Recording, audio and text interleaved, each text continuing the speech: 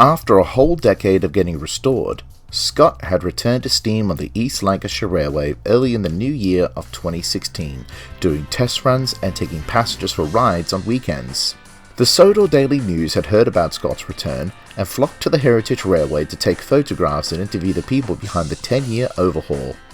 The news of Scott's return had reached Sodor, and when Gordon's driver showed footage of Scott puffing along the East Lancashire Railway, a small tear crept from his eye. In February, Scott then pulled his first mainline tour train, which was the Mountain Cumbrian Express from Carforth to Farrington Junction. The last time these two engines had met was back in 2005 during the 60th anniversary party at the big station with Stepney and City of Truro. Because of Scott's return, journalists from the Daily News had been wondering if Scott would visit Sodor on his comeback tour. Sir Richard had arranged plans to bring Scott to Sodor, but had only hinted that he may come to Sodor. Weeks had passed since Scott's return, and one day the station master Torerek was ill, and there was no relief man to replace him. One passenger overheard the problem, and told Sir Richard that during his holiday in Japan, he had seen a station master, who mans a station in the Wakayama prefecture of Japan, who was a cat. That cat in Japan was named Tama, born in 1999, and was raised by a group of stray cats that lived close to Kishi Station on the Kishigawa line in Kirakawa. In 2004, the line was facing financial problems and was on the brink of closure. At the same time, the previous station master, Toshiko Koyama, had adopted Tama. The decision to close the railway station was rejected thanks to citizens demanding it to stay open. In April 2006, the Wakayama Electric Railway had to staff all stations on the Kishigawa line, and Koyama was promoted to station manager. In 2007, Tama was promoted to station master and was primarily there to greet passengers, making her very popular with visitors, until sadly she passed away in 2015. Yon Tama now runs the station, replacing Tama in 2017.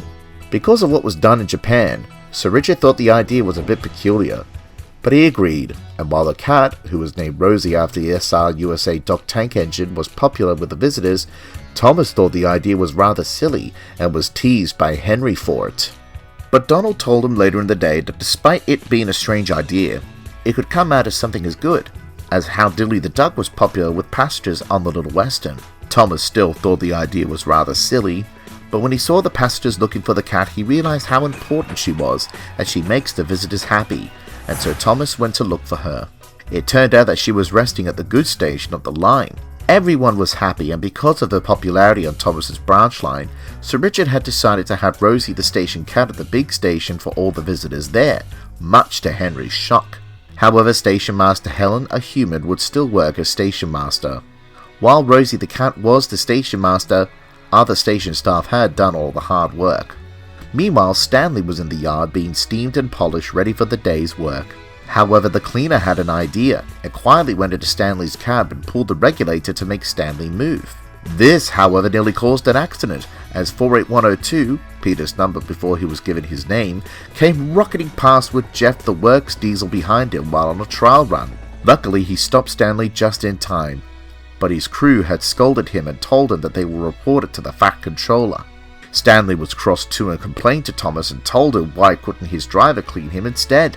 This reminded Thomas of the time being against the cleaner after causing his accident at the station master's house in 1960. However, in the end, both Thomas and the cleaner made their amends, and the story made Stanley learn that he shouldn't go and hate someone forever. As the month passed, Toby was away at the works for some new cow catchers and side plates, and Daisy, who came from Harwick, was looking after his passengers while he was away. One day she was confronted by a very rude passenger. Earlier, Daisy was late due to a passenger getting sick, and they had to wait for an ambulance to arrive so that her driver could look after the sick passenger in case something bad might happen.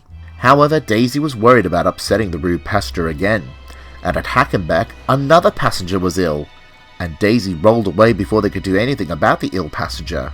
At Torek Station, an ambulance did arrive, and Daisy's driver was cross that the diesel railcar was not thinking of her priority. Daisy was very apologetic and told the driver about the grumpy passenger, and the driver decided to tell Sir Richard about him. The next day there was another ill passenger, but this time it was the rude passenger, but he was still grumpy until Sir Richard told him that when it comes to a railway, passengers are a priority, even when they are sick. The grumpy passenger apologized after understanding the errors of his ways and promised that when he returns to good health, he promises that he would be more concerned about passengers and their well-being. And he did show it when he returned. Over in the United States, the DVD Start Your Engines was released as a digital download, which featured episodes from the 19th season exclusive to the DVD, which was based on the events from 1966, and this included events that had happened with Philip. It would later be released on DVD in the said country on March 1st, Australia on March 2nd, and then Sodor and the mainland on March 14th. Later, on the mainland, the time had come for Scott to grace the rails once again on the East Coast Main Line on his inaugural run from London's King's Cross to York for a special ceremony at the National Railway Museum to officially welcome Scott back to steam. Many passengers were on board, such as Suoi McAlpine, the man who saved Scott after his dismal American tour, Penelope Pegler, the daughter of the late Alan Pegler, Scott's first owner, and former politician, journalist, television host and Railway Series fan Michael Portillo, who was on board Scott's train while filming an episode for Great British Railway Journeys with his Bradshaw's Guide. However, along the way, Scott had to make an emergency stop near Cambridgeshire due to people trespassing on the main line who wanted to take a picture and video of the famous engine. He stopped for 10 minutes before proceeding at reduced speed as he heads for York. Despite that, it had been a very joyous day for Scott and his passengers, although his issue with trespassers will still be a problem during his comeback tour. Sir Richard Topham Hatt was also on board Scott's train as well, and discussed the plans of Scott's journey to the island of Sodor. While Scott continues with his rail tours around the mainland, Percy was finding life boring in the yards of Thomas's branch line. Since Stanley had come to help with the extra work, he was given more of the goods work instead of Percy, and made the Green Saddle tank engine cross. At times he would take the mail train on the main line, but it was quite different compared to previous years, as most of the mail was being delivered by road. Donald, who was collecting some materials for the Kirkbrona restoration site, had offered the idea of Percy helping on the branch line, but Percy declined, and the next day he was lucky enough to have a job to do, which was shunting coal trucks at the hopper of Lower Teignmouth. They were to be taken to Kirkbrona for the engines that would need coal while working at the restoration site. Percy then had an idea. He was to take the trucks of coal to Kirkbrona himself under orders of Jessica the guard. However, she was surprised to see Percy and his train heading off without her. As he puffed along the main line, everyone was surprised to see him pushing such a heavy load. Even Sir Richard. But when Percy went down Gordon's Hill, he became a runaway as the truck surged him forward fast. When he reached the harbour at Kirkbrona, Percy stopped just in time. But Sir Richard wasn't happy, and had sent Percy back to the sheds at Lower Teignmouth. When Percy explained about his dull time in the yards, Sir Richard sent it to Kirkbrona, and with that the little green engine was busy. Donald, Douglas and James were pleased with Percy's help, and so was Sir Richard. Because of his hard work, he had decided to place Percy on the new branch line once it was opened. Percy was pleased, but Thomas was sad. With his best friend now working far away on the other side of the island, he would miss him for sure after 61 years of working together. The news of Percy's move had depressed Thomas so much that he wasn't steaming well, and Percy was having some second thoughts. When Elsie, Toby's luggage van, mentioned to Thomas about making Percy happy, Thomas knew that it was right for Percy.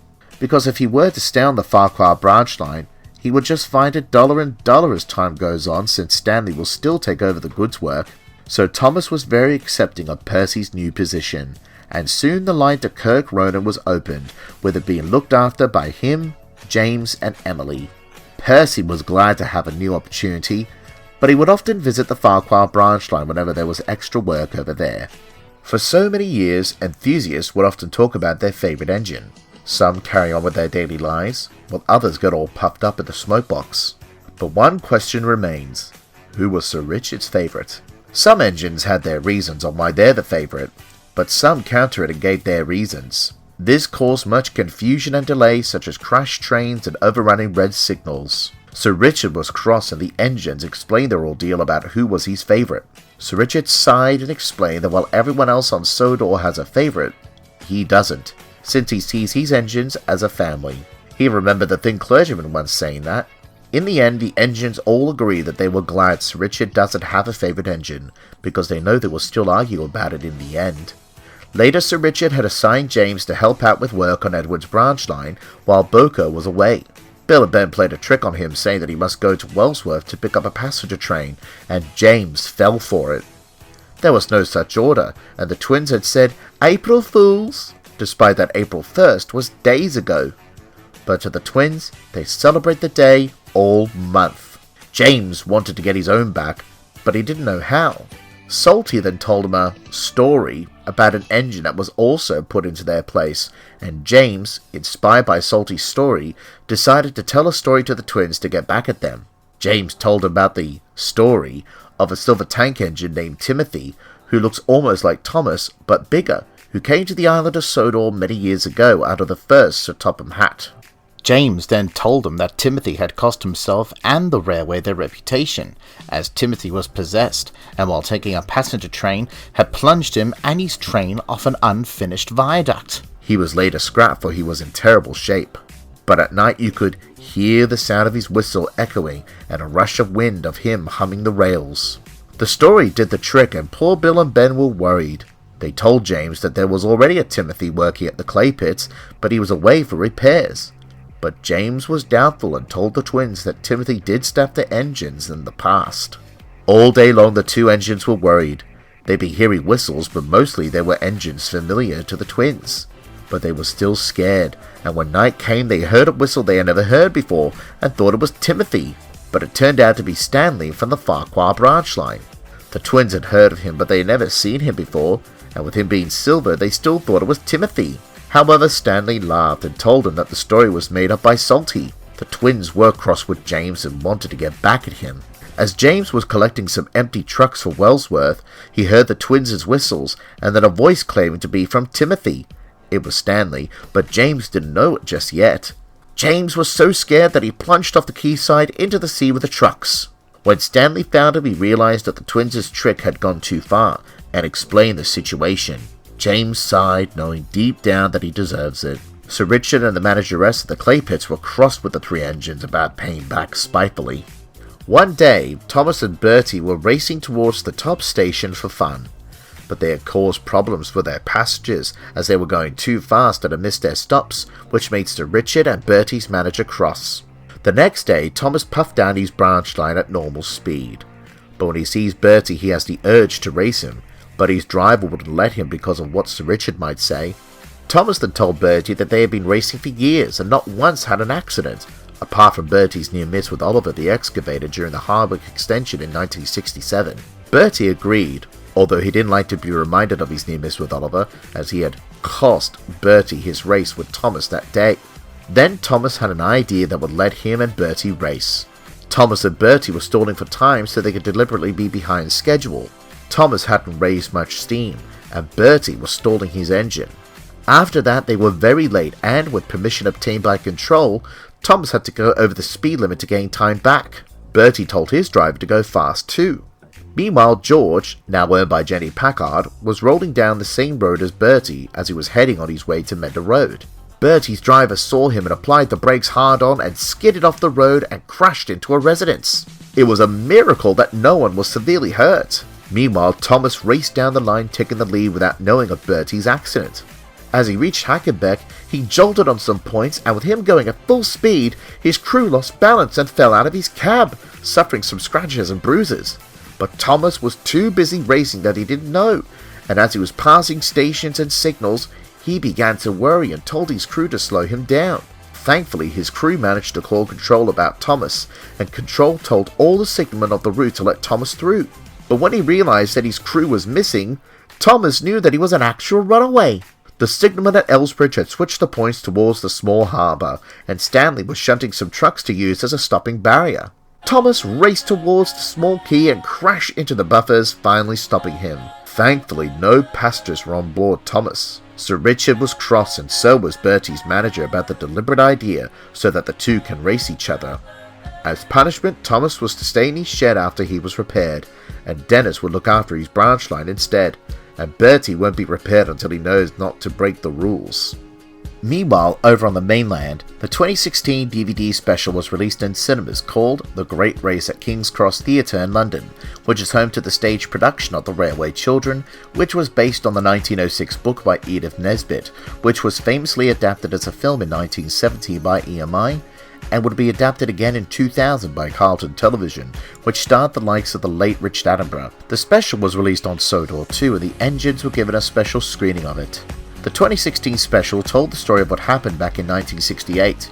However, some of the events, according to the engines, have been exaggerated for story purposes.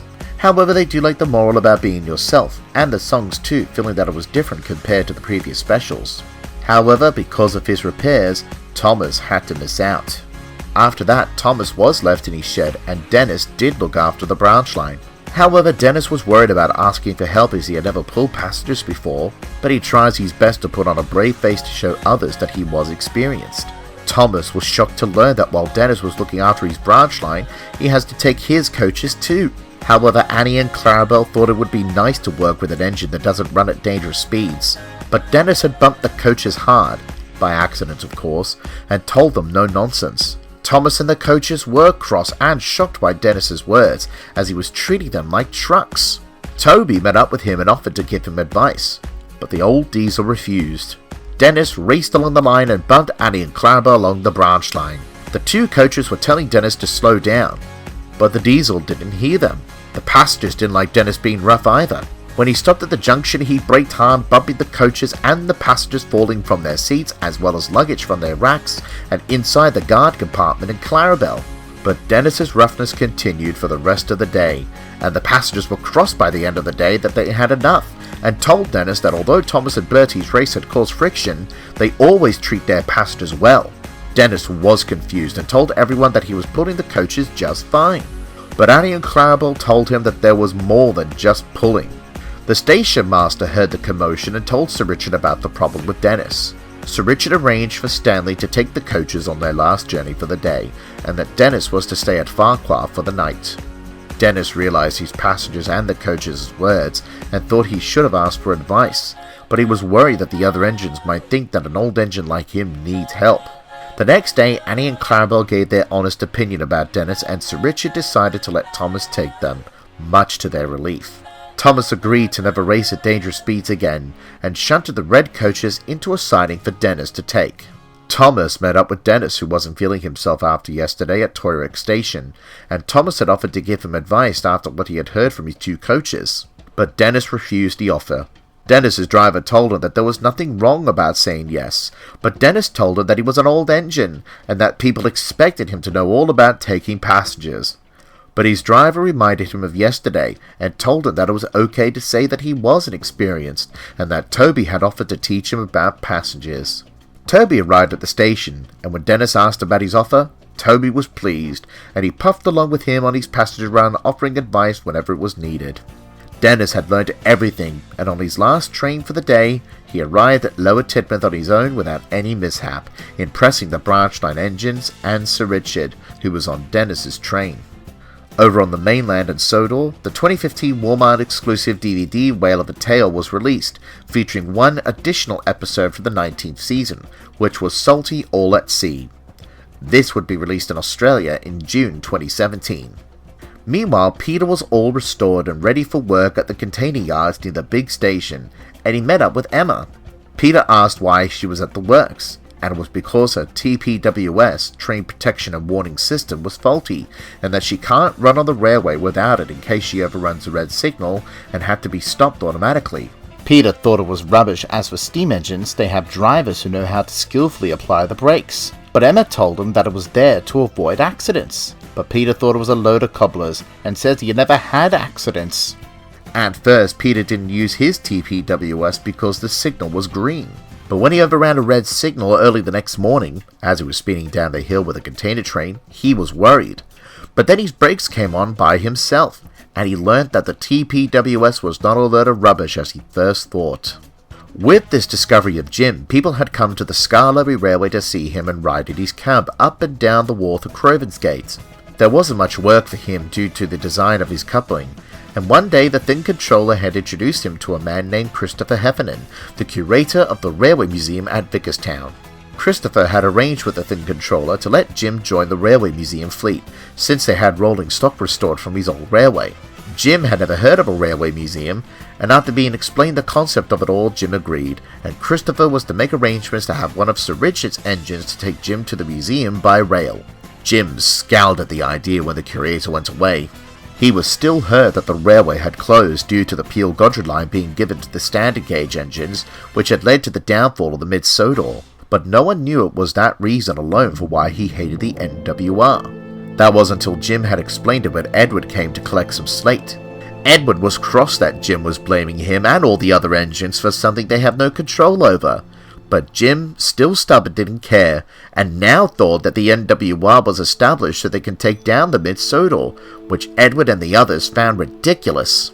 The next day, Jim went back on display and Duke told him how the NWR had done wonders for the Skarloey. Even they brought passengers to see Jim. The Thin Controller had heard about the dispute and told Jim that if he still being antagonistic, he would not go to the Railway Museum at all. But later in the day, Jim fell off the wharf while giving out cab rides. His brake lever had jammed and fell off the track. Thankfully, his crew and an enthusiast jumped out of the cab in time. Then Gordon came towards him and Jim was worried that he was going to crash into him. Thankfully, Gordon had stopped just in time and Edward came to his rescue. Jim was lifted back on the line and now had second thoughts about standard gauge engines and told Edward that he should try and get over his hatred, and he was sorry for thinking that his railway was made to take down the mid-Sodor. The Thin Controller was pleased and told Jim he would be sent to the Railway Museum the next day. Thomas, James, Duck, Gordon and Edward, who were to take him to the museum, all came to see him off. Meanwhile, China had released the 2016 special in cinemas, and was then released the next month in Australian cinemas, while it was released as a digital download in the United States. Meanwhile, the plans to bring Scott to Sodor had at last been finalised, and Sir Richard Topham Hatt had announced to his engines, and then the public, officially about the famous engine's visit. A website was made about trips with Scott to Carlisle, which was called the Carlisle Flyer, and it was so popular that the website crashed. However, the engines were excited that an old friend was returning at last, and so was Gordon. Donald and Douglas shared the news, but Duck had some opinions about Scott and his record run. It had been widely debated for years on who had achieved 100 miles per hour, and Gordon and Duck, who were both prideful of their previous railways, had some very opinionated thoughts about it as well. But Duck was trying his best not to say anything bad about it in front of Gordon. But when Duck came to the sheds after delivering ballast trucks, he was talking about his cousin's city of Truro, by Henry's request, since Gordon kept going on and on and on about his brother. But when Gordon saw that no one was paying attention to him, he grew cross towards Duck and called his cousin a domeless engine and an unofficial record holder. Duck soon got cross with Gordon for insulting Truro like that. Gordon downplayed Turo's record run and boasted that Scott had used a dynamometer car instead of a stopwatch. This made Duck cross and called Scott a record-breaking wannabe in front of Gordon, and he probably had forgotten about Gordon because of his undeserved fame, and went crossly to sleep, surprising all the engines, including Gordon, after his attitude. Duck soon remembered that he had made a promise to himself that he shouldn't have said anything bad about Scott in front of Gordon, and wanted to apologize to the big blue engine for what he had said. But Gordon had gone out to take a slow goods train as he wanted to think. He thought if Scott had indeed forgotten him. After all, it had been so long since he last came to the island. When Duck saw him again, Gordon was cross towards him and called City of Truro an overrated domeless engine. Duck wanted to apologize, but with Gordon still mad, he didn't bother to apologize to him at all. Sir Richard was concerned about Gordon's attitude and went to speak to him. Gordon explained about Scott forgetting him, but Sir Richard smiled and showed Gordon a newspaper article from January with a picture of Scott on the East Lancashire Railway during his test runs. The article stated, "If you ever see Gordon, tell him that his brother is happy and steaming well, and give him my regards. Dry rails and smooth running," indicating that Scott hadn't forgotten him, and later that day, Scott arrived on the island of Sodor for the first time since 2005. A big welcome celebration was made in honor of his visit, and Scott was pleased to return to Sodor, and Gordon was pleased that Scott hadn't forgotten him. But he was still cross with Duck. While Scott was taking the Carlisle Flyer trains, Gordon and Duck were still arguing about records. Meanwhile, a group of people had approached Sir Richard Topham Hatt. They were from the Railway Society and had travelled to the island of Sodor to see the engines. They had asked Sir Richard if they could hire an engine for their group to take to the Railway Museum at Vicarstown. Sir Richard thought it was a wonderful idea and took the visitors around the island to see which engine could haul their special train. They came to the Little Western later in the day, and when Duck returned, One of the members was in favour of him pulling their train. The man's grandfather was once a member of the society and had taken a trip behind the city of Truro during his visit to Sodor in 1957. He thought it would be great to travel behind a fellow Great Westerner, and that made Duck feel very proud. Gordon was cross when he heard the news, but Scott told him that everyone can see something in an engine, be it a speed record or not. However, Duck boasted to Gordon and told him that the man in charge of the society had made the right choice, as he was related to a true record holder. The next day, Duck made good time at the Railway Museum, and the man in charge told Duck, jokingly, that he should be called the Flying Duck. Duck thought of the name that he was given and thought it suited him. When Gordon arrived with the kindly limited, Duck rather smugly told Gordon about what the man in charge had called him, and it made Gordon laugh, and he called Duck a silly little Great Western engine. On his way back, Duck overtook Gordon as he was making his way towards the big station. The two engines raced each other, though Gordon and Duck's crew had radio control about their race and asked if they can be let through.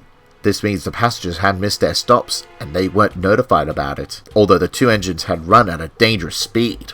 As Gordon neared the big station, he had to stop because Thomas was waiting at a signal to let Duck past, and he was on the same track that Gordon was supposed to run on, which made Duck win the race. The enthusiasts all cheered for Duck, while the passengers on Gordon's limited service all jeered at him as they missed their stops because of his race with Duck. Sir Richard was cross with Gordon and with Duck as well about their race, but the enthusiasts loved it and asked Sir Richard to borrow Duck once more to the museum, and the next day the two engines raced again, despite Sir Richard not being happy about the one from yesterday. This time Gordon was in the lead, but as Duck approached the signal box at Thomas's junction, he was switched on the same track as Gordon. This was due to Scott leaving Carlisle earlier than expected, and he would need the express line, and so Duck puffed his way back to the big station on the local line, and began to think about his teasing towards Gordon. Gordon was pleased as punch as when he pulled into the big station first place, but the passengers were cross and angrily complained to Sir Richard. He spoke severely to Gordon and told him to go to his shed. Duck admitted that he was at fault for the races they had, and Sir Richard was very disappointed, and told him that a race wouldn't prove who was the fastest, and had sent Duck to the shed as well. Scott overheard the conversation when he returned to the big station. Punishments were in order. Gordon was to take trucks, and Duck was to shunt trucks at Wellsworth with diesel. Throughout the day, however, Duck ignored diesel since the Great Western engine had some bad history with the shunting diesel engine. This would, however, be resolved 3 years later. Edward came with a train from his branch line and was surprised to see Duck. The Great Western engine then told him about Gordon and how he teased him about being faster after Gordon had made rude remarks about Truro. But like what Sir Richard had told him, Edward told him that proving who's better at records by running fast will not solve anything. Later, Boko came to the station as Scott had a blocked injector and was to make an emergency stop so Boko could take over his train. Scott was sad when he reached Wellsworth and was deeply apologetic, but the passengers understood the problem. When the Carlisle flyer left, the silence grew in the yards until Scott said hello to Duck. Duck was surprised. After everything he had said to Gordon about Scott, he was talking to him, and with that he puffed quickly away. When Edward came into the yard, Scott was asking him if Duck hated him, but although Duck had his Great Western pride, he knew just how important Scott is and told what he called him to Gordon, but it was all due to his big mouth. Scott laughed as he thought the whole record debate between him and City of Truro was rather silly. Both he and Scott have a great respect for each other for their record runs, and even if they hadn't reached exactly at 100 miles per hour, they at least tried in the end. Scott didn't agree with Gordon's words about Truro, but he thinks Gordon should learn that there are more important things than records. Later, Duck and Scott began chatting like old friends. Duck told about his time at the Great Western and Sodor, and Scott told him about his adventures across the mainland, the United States, Canada, and Australia. When Scott was repaired in the end, both engines had made a new friend. Gordon was cross and was glad that his punishment of pulling trucks had finally ended, but he was still cross with Duck. The next day Scott was to head home to the mainland, and a special farewell ceremony took place at the big station. To make the farewell trip even more special, Gordon was to assist Scott as far as Vicarstown. Over there they would be displayed alongside Alice to celebrate their East Coast heritage. Gordon was trying his best to make his brother's special day a happy one by not showing his anger towards Duck. Sir Richard made his speech, and he was glad to make Scott an honorary member of the NWR. Sir Richard had also told the people at the farewell ceremony that if they were to follow this train, they must not trespass on railway property. So, after a chorus of cheers and whistles and the bagpipes playing Auld Lang Syne, Gordon and Scott puffed away to Vicarstown. But although Sir Richard had told the people to not trespass, Scott could see people hanging around fences close to the line and told Gordon to look out for anyone. But Gordon was still cross with Duck and began muttering to himself, which made Scott feel frustrated. But when they reached Crosby, people were standing on the line, and the two engines had to brake hard. To make matters worse, some trains before Crosby were delayed, and had caused total confusion. The station master cleared the line and the two engines puffed away, with Gordon leaving some strong words behind. They arrived at Vicarstown to a grand welcome, and the two engines were displayed with Alice. While the enthusiasts were taking their pictures and looking around the museum, Gordon was still grumbling about Duck. However, Scott and Alice told her that there were much bigger problems like enthusiasts breaking the rules. Gordon was soon apologetic about not looking after his brother and felt ashamed. But Scott knew that he wasn't bad, just very stubborn. That night, Scott pulled out of Sodor for London, with Gordon saying, "We'll meet again, Scott," which would happen in about 4 years. Gordon returned to the big station and saw Duck with his train for the Little Western. Both engines had apologized for their ordeal about records, and knew that there were much more important things than a silly debate about records. And in the end, the two became friends again. After Scott returned from Sodor, the 20th season of the television series was broadcasted on the mainland and Sodor, featuring stories of events that had happened in 1967. However, only 5 episodes had been broadcasted, and more hadn't been released until November to December of that year, with an additional 15 being aired throughout the summer months, and the 2 Christmas episodes focusing on Glyn during December of 2017. However, despite that, the engines enjoyed the 20th season. Over in the United States, the 2016 Christmas DVD Tinsel on the Tracks was released, featuring 5 episodes from the 20th season. This Christmas DVD would only be released for North America. This will be the second DVD release for the television series during the year, as the Walmart exclusives had ceased. On Sodor and the mainland, the DVD Full Steam to the Rescue was released, featuring 6 episodes from the 19th season, while an additional 2 episodes were placed from the 20th season, which will be broadcasted on television on Sodor and the mainland the next year. The episodes were The Christmas Coffee Pot and Over the Hill. A month after the broadcast of Bradford the Brakeman, Thomas was taking kindergartners of Farquhar Public School to the Railway Museum at Vicarstown. He was excited as the museum had finished repairing an old friend, but he soon found out the truth.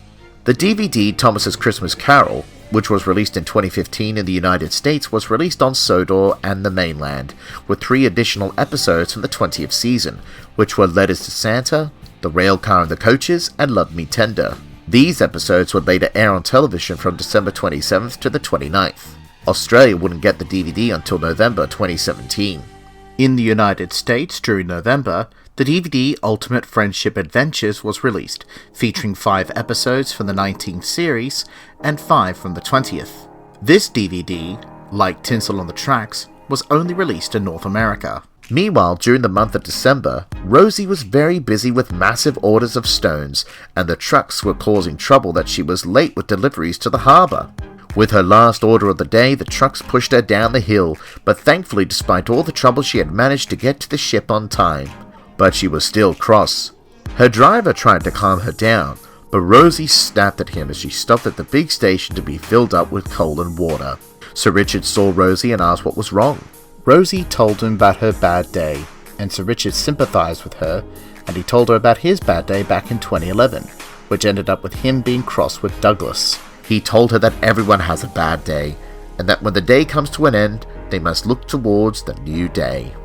At the Arsdale Miniature Railway, there was some sad news regarding Farmer Clyde and the Santa Grotto. Farmer Clyde had sold his land and retired, ending 210 years of the Clyde family tradition of the Grotto event. The new owner understood the tradition, but it wasn't cost effective at the time for him. The news had made the miniature engines very sad, especially Mike, who was cross that such a tradition had to end. Bert told Mike that getting angry won't lead to a solution, and that the new farmer had his reason, and that they just have to accept it. After all, traditions can't always last forever. So the engines tried to carry on with their work with the Christmas spirit in tow. But Mike was still sad, and after talking to William about it at the main station, the Great Western Tank Engine told him that maybe he should talk to the small controller about holding his own Santa Grotto event. Despite traditions ending, they can always make new ones. Mike did ask the small controller about the idea of their own Santa Grotto, but the small controller didn't show signs of any enthusiasm. However, secretly he was, thanks to Mike, but he was keeping it as a surprise towards him. As Christmas drew near, he was surprised to find a hut and a Christmas tree at Arsdale Station. He told Rex, Bert and Jock that they had seen the hut and tree, but they didn't know what was going on. But they, like Mike, thought there must be a Santa Grotto happening. Then Jock was asked to take a trainload of hay to the top station, and he came back to the sheds looking very excited, but he was told to keep it a secret. Later that night, Mike was the only engine in the shed until his driver happily came to him and told Mike that they were off, and so Mike went to collect his coaches. But the train was a special cavalcade, with passengers singing Christmas Carol, and, in the end, it turned out that what was in the station car park was a new Santa Grotto. The small controller made a speech and thanked Mike for the idea, and in the end, Mike was very happy that a new tradition was made. The new year started on a dismal note when the actor Ben Forster, who played Mr. Perkins in the DVD segments of the most recent television series, passed away from cancer at the age of 59 at Rugby and Warwickshire on the mainland on January 2nd, 2017. None of the engines had heard of him as they haven't watched the DVDs of the show, but were very sorry for his family. Also in January, the voice of Sailor John's TV counterpart, Sir John Hurt, had also passed away due to cancer on January 25th, 2017. However, a few weeks later, Canada broadcasted one of the latest episodes of the 20th season that were based on the stories from small railway engines. This was the first time since 1995 that stories from the books were adapted.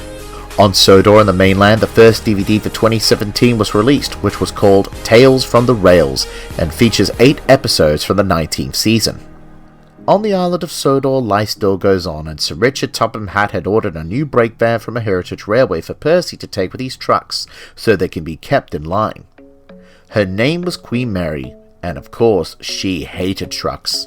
She had been complaining non-stop about her hatred of trucks, and that she should be a coach instead. This made Percy very annoyed with her, and told her that being a brake van wasn't terrible, but Queen Mary didn't care, and because of her ranting, the trucks were being troublesome, and were causing trouble to Percy. Queen Mary was still complaining and questioning Percy's enjoyment of pulling trucks.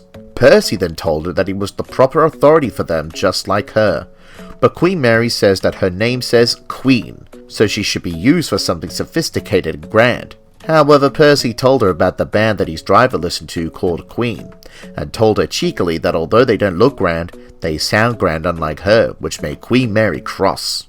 But Queen Mary was still complaining after Percy's joke, and he was tired and annoyed when he reached the harbour at the big station.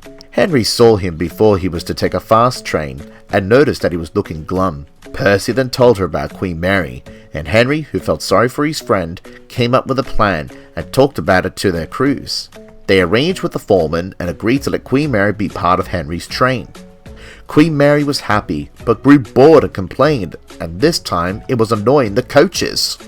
They told her in the end that she's a brake van, and that she must look out for the trucks, as they were equally important as well. Beggars can't be choosers, and Queen Mary knew that the coaches were right.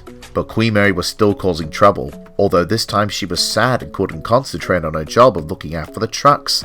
And because of that, the trucks were causing more trouble, and that made Percy late the 4th time this week, according to Gordon, who was taking a slow goods train. Later that day, Percy went to talk to Queen Mary and apologized for playing a trick on her. Queen Mary was flabbergasted, but knew in the end this wouldn't have happened if she hadn't been so rude, and was causing trouble for Percy, and if her name hadn't gotten the better of her. And so she knew that her one job was to look after the trucks, and that was the end of it. But later that evening, Queen Mary had become a coach, although not in the way she expected. Some passengers had missed Emily's train due to the rush hour period, and had to wait for an hour for the next one. When Percy came past, they asked if they could ride in Queen Mary. She was delighted, but knew that at the end of the day, she is a brake van. Meanwhile, the final tentpole DVD was released in the United States. It was first released as a digital download release in January over there. The DVD was called Extraordinary Engines, and it featured 6 episodes from the 20th season, and introduced the television counterpart of Hugo. It would later be released on Sodor, the mainland, Poland and the Netherlands in April, and Brazil and Spain in May 2017. Australia will get the DVD in March 2018. Later, Percy spotted a large silver lorry in the yards near the sorting office at Kelsthorpe Road. Percy was worried that the lorry might take over his duties with the mail. He saw the signs. There were fewer vans, a lack of stations to drop off and collect the mail, and the old vans had turned into goods vans instead.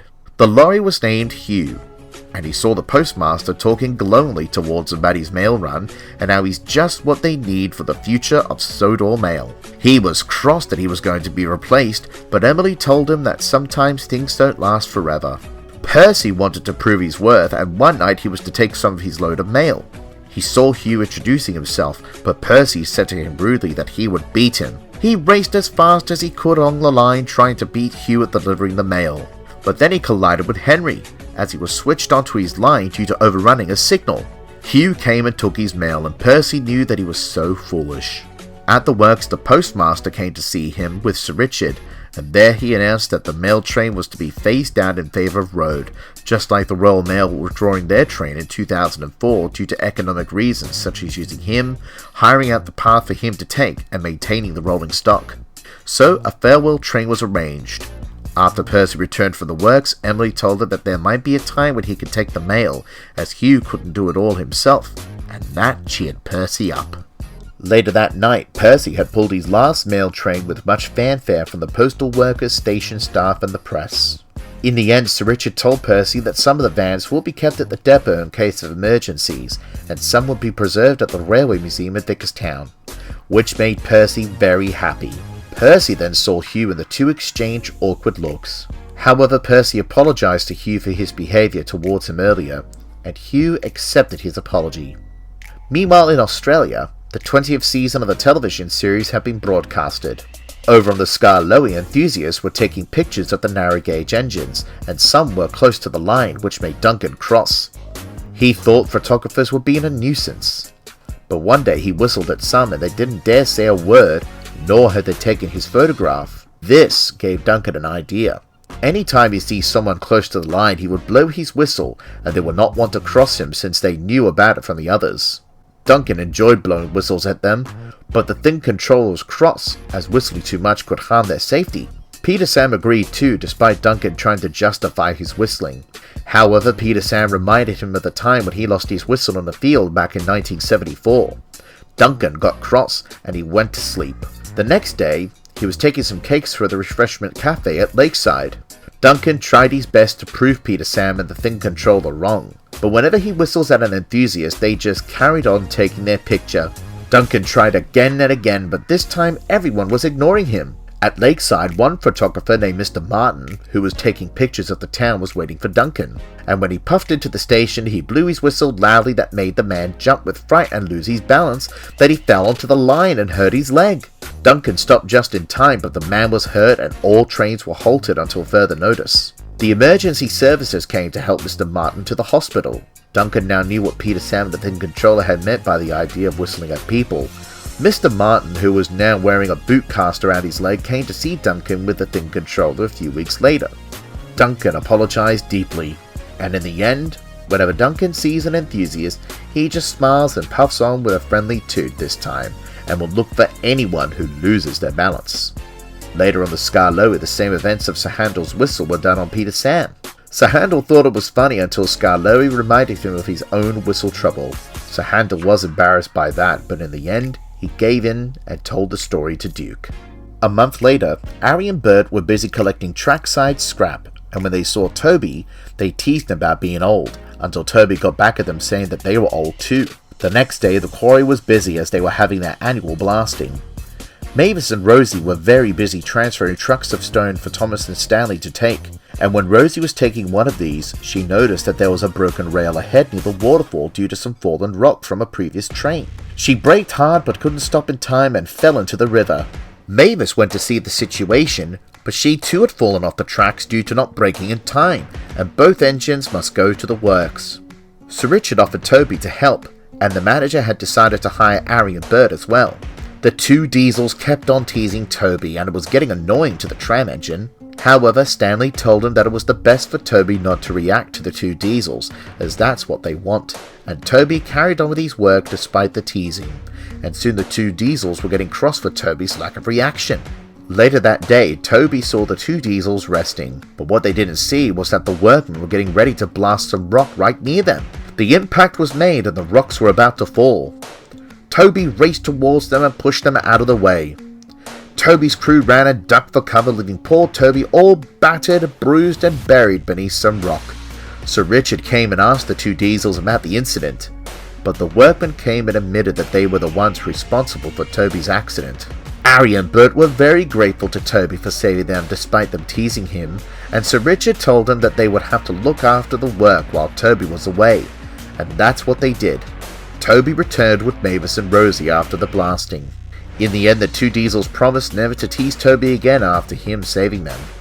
During the summer, Thomas saw a group of volunteer firefighters at the big station standing around some express coaches, under the supervision of Reginald Kindly.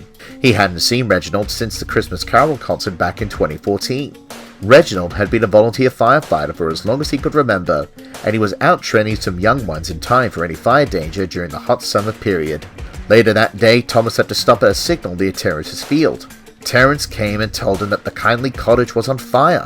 Thomas smelt smoke and the driver saw a plume of it just above the other side of the tunnel. With permission accepted by Control to go back to Hackenbeck, Thomas's driver telephoned the fire services, but they didn't have enough time to fill up with enough water after using it to put out another fire at Farmer McCall's field. The fire brigade arrived, but as soon as they sprayed the cottage, the water was gone, and Reginald came to see Thomas on board Terrence and asked him if they could use him for water instead. Thomas agreed and he puffed away on his own. He was shocked by the sight of the fire, and as a hose was placed inside, rain soon came down hard, and with that it had stopped the fire.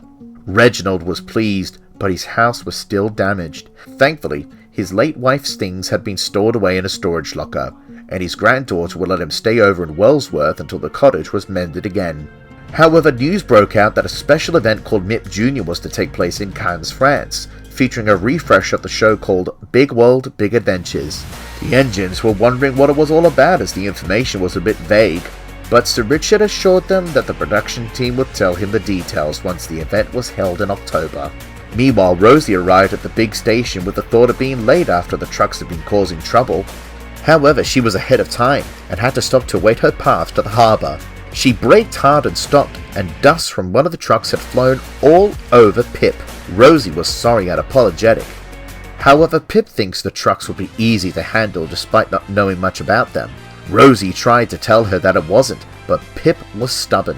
After Rosie puffed away feeling offended that Pip thought handling trucks was easy, Emma agreed with Rosie about trucks, much to Pip's frustration that her sister didn't agree with her. Rosie was still cross and took a ring around on the trucks. Mavis wondered what was wrong with Rosie, and she then explained what Emma had said. Mavis smiled and told her that she can be a bit of a daredevil and likes to think that everything is easy, and told Rosie not to take it personally. So Rosie calmed down and took the trucks to the top station, but they were still cross for her mistreatment and pushed her down the hill with her brakes screeching. She managed to gain control, but her wheels had a flat tire and she had to go to the works to be mended. Meanwhile, Emma had suffered engine trouble as they neared Barron Furnace, and Bear had to take over their train to London. Sir Richard pondered about who will take the trucks, while Rosie was being repaired. The express was to be looked after by Shane and Bear, and with that Rosie had a devious idea and asked Sir Richard if Pip could look after the trucks instead. Sir Richard agreed and Pip took the trucks from Mavis at the junction. As Pip rolled along the line, the trucks were causing trouble and she began to regret her words, saying that it was easy to handle trucks. As they waited for Toby, Pip saw the seaside hold branch line ahead and told her driver that they were to leave the trucks in a siding on the line. So she did, and she went to the sheds. But the ship that was to deliver the stones was due to leave soon, and Sheffield was asked to look for the stones. Luckily, the branch line was the first place Sheffield had gone to and found the trucks. Then he puffed quickly away to the harbour. He then asked the trucks why they were in that siding, and after mentioning Pip, Sheffield told the harbour master, who then told Sir Richard, and Sir Richard went to see Pip. Sir Richard was cross, but Pip tried to make an excuse but couldn't think of one, and told him the truth. But Sir Richard was sorry that he hadn't thought of Pip's lack of experience, and while not pleased that she had abandoned an important load, she will still carry on with the work until Rosie returns, and that Mavis will help her understand trucks. In the end, Pip understood trucks and understood it takes time to know things rather than assume that it would be easy. On Sodor and the mainland, the DVD Team Up with Thomas was released. Despite getting the 2017 tentpole release in the United States, America had missed out on this release. Barring the upcoming Christmas DVD for 2017, this would be a growing trend up until 2021. Australia would get this DVD in June 2018. Over at Edaville Railroad in August, which is home to Thomas Land in the United States, it became the first location to premiere the 2017 DVD special Journey Beyond Sodor, which was the first Thomas special under the new production team to be entirely fictional. This made the engines worried when they first heard it back in May, since the last production team had made up stories about them. But they were confident that this would be better than the last team, since they had respected the books in the past. Sir Richard Topham Hatt was surprised that the production team had hired Hugh Bonneville to voice the character Merlin, who thinks he can turn himself invisible because of his 3 funnels. Merlin was based on an actual Southern Railway school-class locomotive that was given 3 funnels to block the enemy from bombing him. However, it didn't work in the end, and was reverted back to 1 funnel. Sir Richard had seen Hugh Bonneville on the popular TV drama Downton Abbey with his wife, which had finished airing on television back in 2015, so he was excited to see him. Before the annual premiere in London, a special screening was made for the engines and people of Sodor, and of course they could see why it was fictional, as Thomas hadn't met engines like Merlin or Theo. However, Lexi was in the film, but her reason was much different compared to the film, as she was built as a replica of the first cab-forward engine for the Peel-Godred line. However, they were surprised by their television counterparts bouncing, and while it was a bit hard to stomach, they did understand that it was made to be more expressive, once when the production team told them that children had liked it. But in the end, they enjoyed the movie. The next week, the film premiered in London, and later in Australia. After the Edaville premiere, the movie was released on iTunes and DVD in the United States. It then came out on iTunes in Australia later in September. Over on the mainland in Sodor, the 21st season of the television series had been broadcasted on Channel 5, recapping the events for the year 1968 with some Christmas stories from 1967. Meanwhile, over at Cannes, the MIB Junior event took place, and the production team discussed all the things about Big World Big Adventures, such as the United Nations' involvement with the show based around its goals, stories of Thomas in other countries such as China, India, and Australia, and stories based around on Sodor, recapping events that had happened around 1968, 1981, and 1991. The new series wouldn't premiere until autumn 2018. In October, Ryan was making his way to Aylesbury to collect some ballast trucks for Harwick when he heard some footsteps while the station was quiet, and then he heard a woman screaming. He told Daisy, but she thought Ryan was acting silly. He then asked Oliver and Duck about it, but they hadn't heard a scream either. Sir Richard had heard about Ryan and the ghost and sent him to take some coal trucks to the Railway Museum to clear his mind. But the thought still lingered, and he told some of the museum engines about it. When Lily heard what Ryan was referring to, she gulped, and then explained what happened over 100 years ago. The story was still hard for her to tell after many years of keeping it in the dark.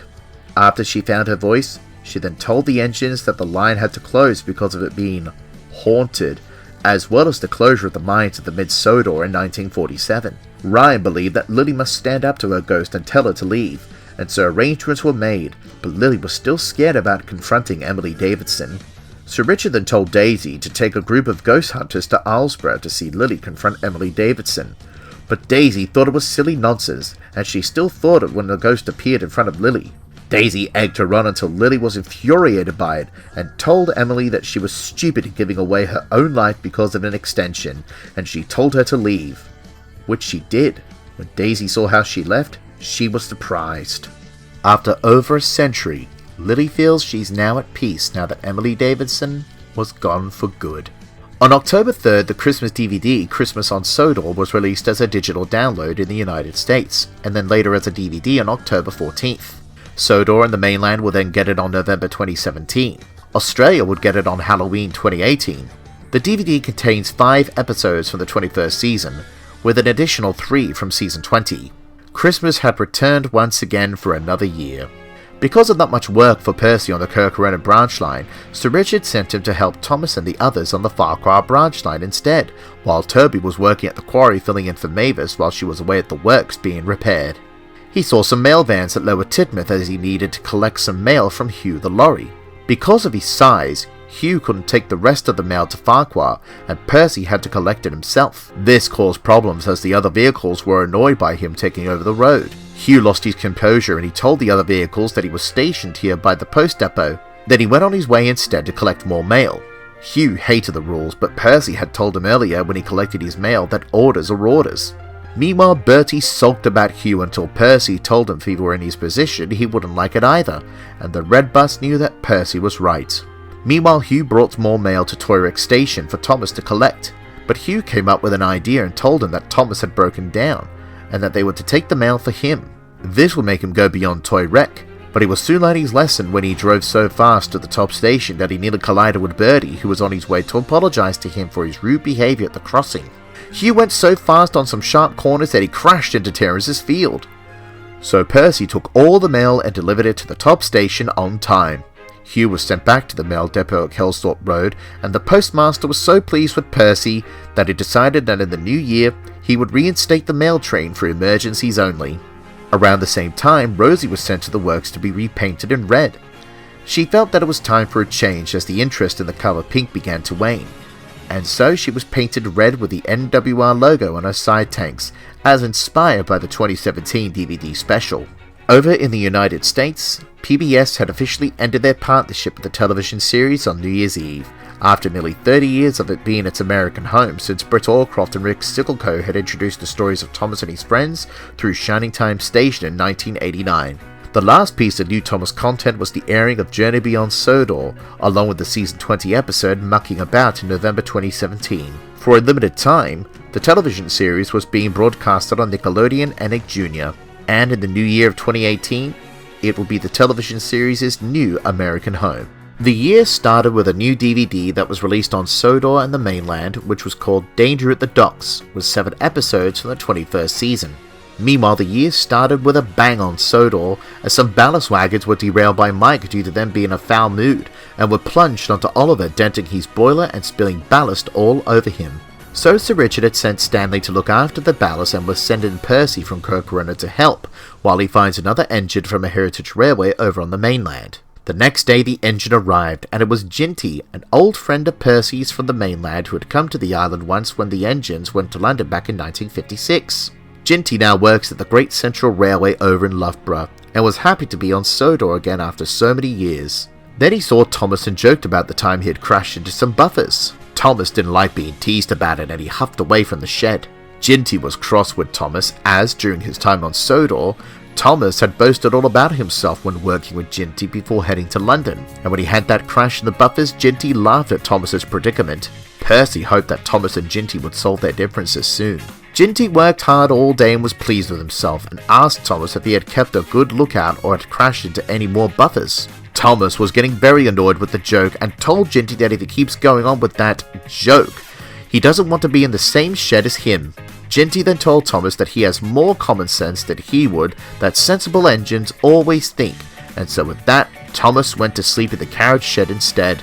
The next morning, Ginty had accidentally crashed into some buffers at the top station due to Bertie and another bus nearly colliding with each other. Everyone came to see the commotion and the emergency services arrived to see if the crew were hurt. Thankfully they weren't. Thomas then came and took Ginty to a siding. Ginty thought Thomas would laugh at him, but there wasn't much time as the train was late. But Thomas did feel sorry for Ginty. Percy came to the branch line once again, and after hearing the story from Ginty and his driver, he arranged for Percy to look after his work. When Thomas came back, Ginty told him to laugh at him, but Thomas didn't. But he knew it was to serve Ginty right for all his teasing towards Thomas. Ginty apologized to Thomas for his teasing and told him why he had done it. He wanted Thomas's forgiveness, and Thomas smiled and forgave the tank engine, and the two became good friends. In the end, Ginty suffered some scratches and that he would start work again tomorrow. Percy, who was shunting trucks nearby, was surprised to see that Thomas and Ginty were being friendly, and they explained that they had settled their differences. When Ginty returned to service the next day, Ginty did more of Stanley's job until he returned from the Little Western a few days later, and Ginty returned home to the Great Central Railway in Loughborough, hoped that Thomas would come and visit his railway one day. On the mainland, Scott had received some news, as his second owner, Sir William McAlpine, passed away on March 4, 2018. He was the last survivor of Scott's 3 private owners, with Dr. Tony Marchington passing away in 2011 and Alan Pegler in 2012. But of course, life still goes on, and every Easter, the Vicar of Farquhar would always host the annual Easter egg hunt. On Easter Saturday, a train of chocolate eggs makes its way to the top station of Thomas's branch line from Mr. Jolly's chocolate factory at Kettleby Holt, which is located on the Kirk Ronan branch line. Toby would often collect it and take it to the top station. He was always excited to pull this train, and no engine loves this holiday more than Toby. But this year there was a problem. Track work was happening on the branch line, and the eggs had to be delivered by road instead. Terence was asked to take it instead. This made Toby sad, but Terence was excited. Victoria told Toby that there is always next year, and so that cheered Toby up a bit. But dark clouds started to loom overhead as Terence arrived at the chocolate factory. When he was set, it began to rain, although Terence was confident that he would get through it all. But when it started to become sunny again once he reached Thomas's branch line, his cart was trapped in mud, and then it tipped over as the Easter eggs fell out of the cart and into a field. Terence felt bad because he was overexcited about bringing the eggs for the vicar. He forgot his advice about being safe means being sensible, as he said to Thomas back in 1967 when collecting Christmas trees. The vicar understood it was an accident, but was very cross that they had no eggs for the hunt tomorrow. When Terence told Toby about it later in the day, the old tram engine then had an idea and told the vicar about it. The next day, the children were taken to the field to hunt there. It was a big success, and the vicar was pleased that Toby had found a solution to the problem, and he got to celebrate Easter differently while the vicar forgave Terence for the accident. Another DVD was released on Sodor in the mainland, which was called On the Go with Thomas, and featured the final 7 episodes from the 21st season. This and the Dangers on the Docks DVD were never released in Australia as of 2022. At the Railway Museum in Vickerstown, there was an engine called Glyn that gave people rides around the museum yard. Although he was popular with the visitors, some don't think highly of him. If you hadn't seen The Legacy of Glyn, the coffee pot engine from 2016, I advise you to watch it so that you wouldn't be spoiled. If you haven't, don't say I didn't warn you. The reason many don't think highly of him was that he was a replica of the original that was scrapped. Glyn would often feel hurt by their words, and the next day his driver was checking on him. But he was snappy and irritable from the hurtful words. But his driver told him that he was here for him, and Glyn smiled. But more people were still annoying him with their snide remarks about him being a replica. Neil then told him that he should just ignore them, and so, taking the old S&M engine's advice, he did.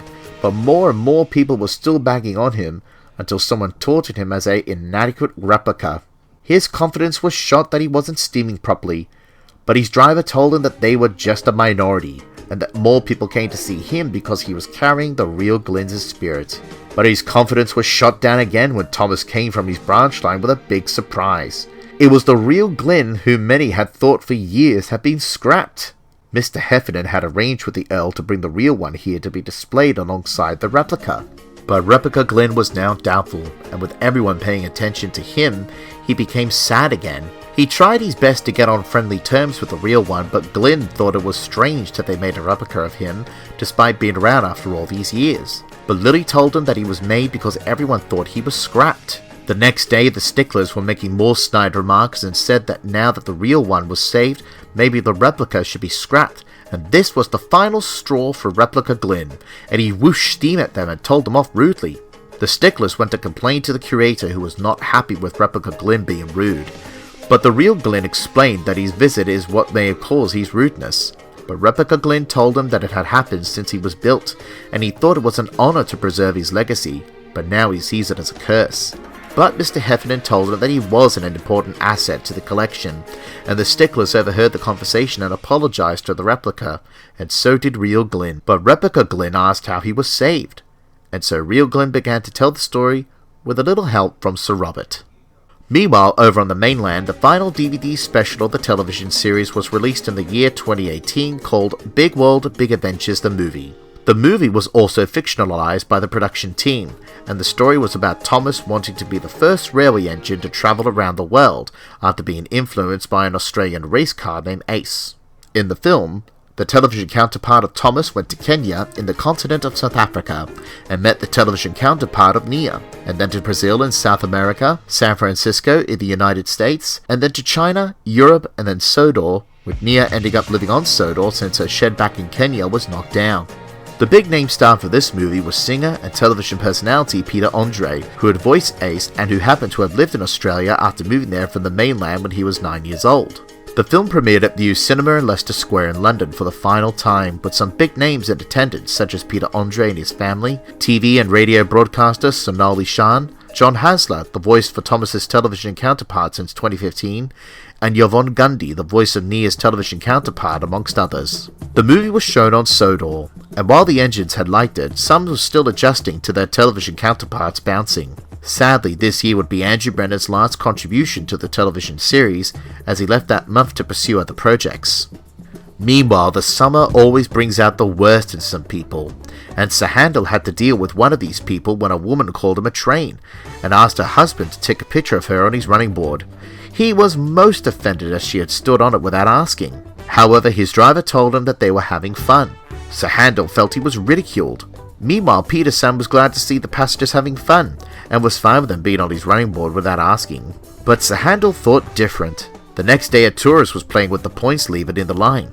Sir Handel told him to stop, but the tourist ignored him anyway, and at last he pulled the points, which resulted in Peterson being derailed. Rusty brought the thing controller and the police, and the tourist was taken away. In the end, both engines understand their viewpoints, but will always look out for any tourists. Around that time, the 2018 special was released in Ireland, and by the following month, it was released in Australia in cinemas. Then a month after that, the DVD of the movie was released in the latter country in September, and then on television in the United States on the famous cable channel Nickelodeon.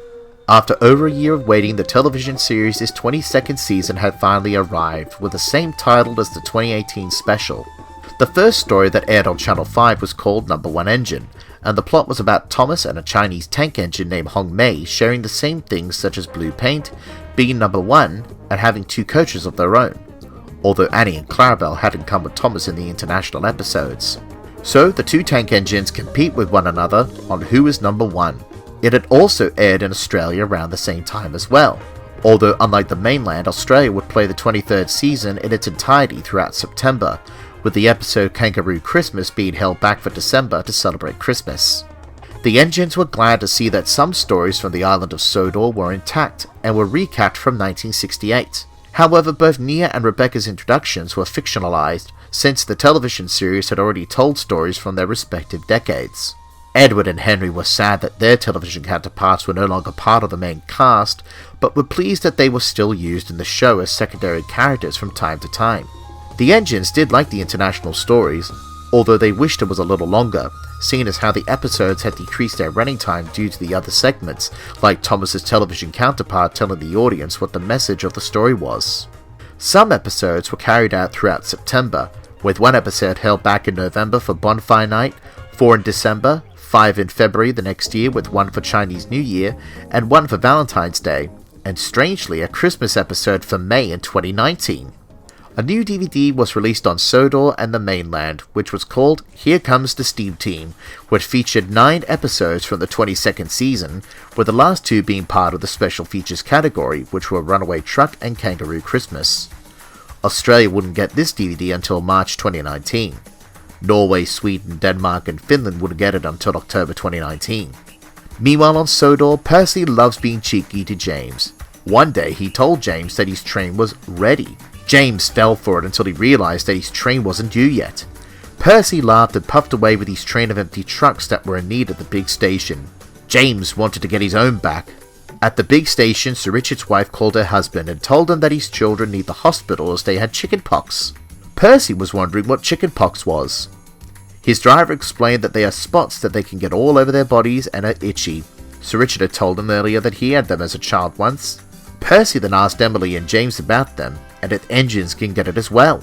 James thought he was being very silly and decided to get back at him for his trick, and told him that he knew an engine once that had chickenpox all over him. Emily told him to stop, but James kept on playing. The next day he was still teasing Percy.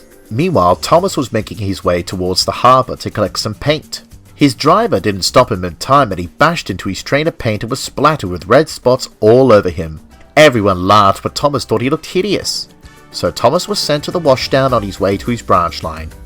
Percy was puffing by with some fish for the big station and was surprised that Thomas had chicken pox. But Percy didn't know that it was just paint on his face.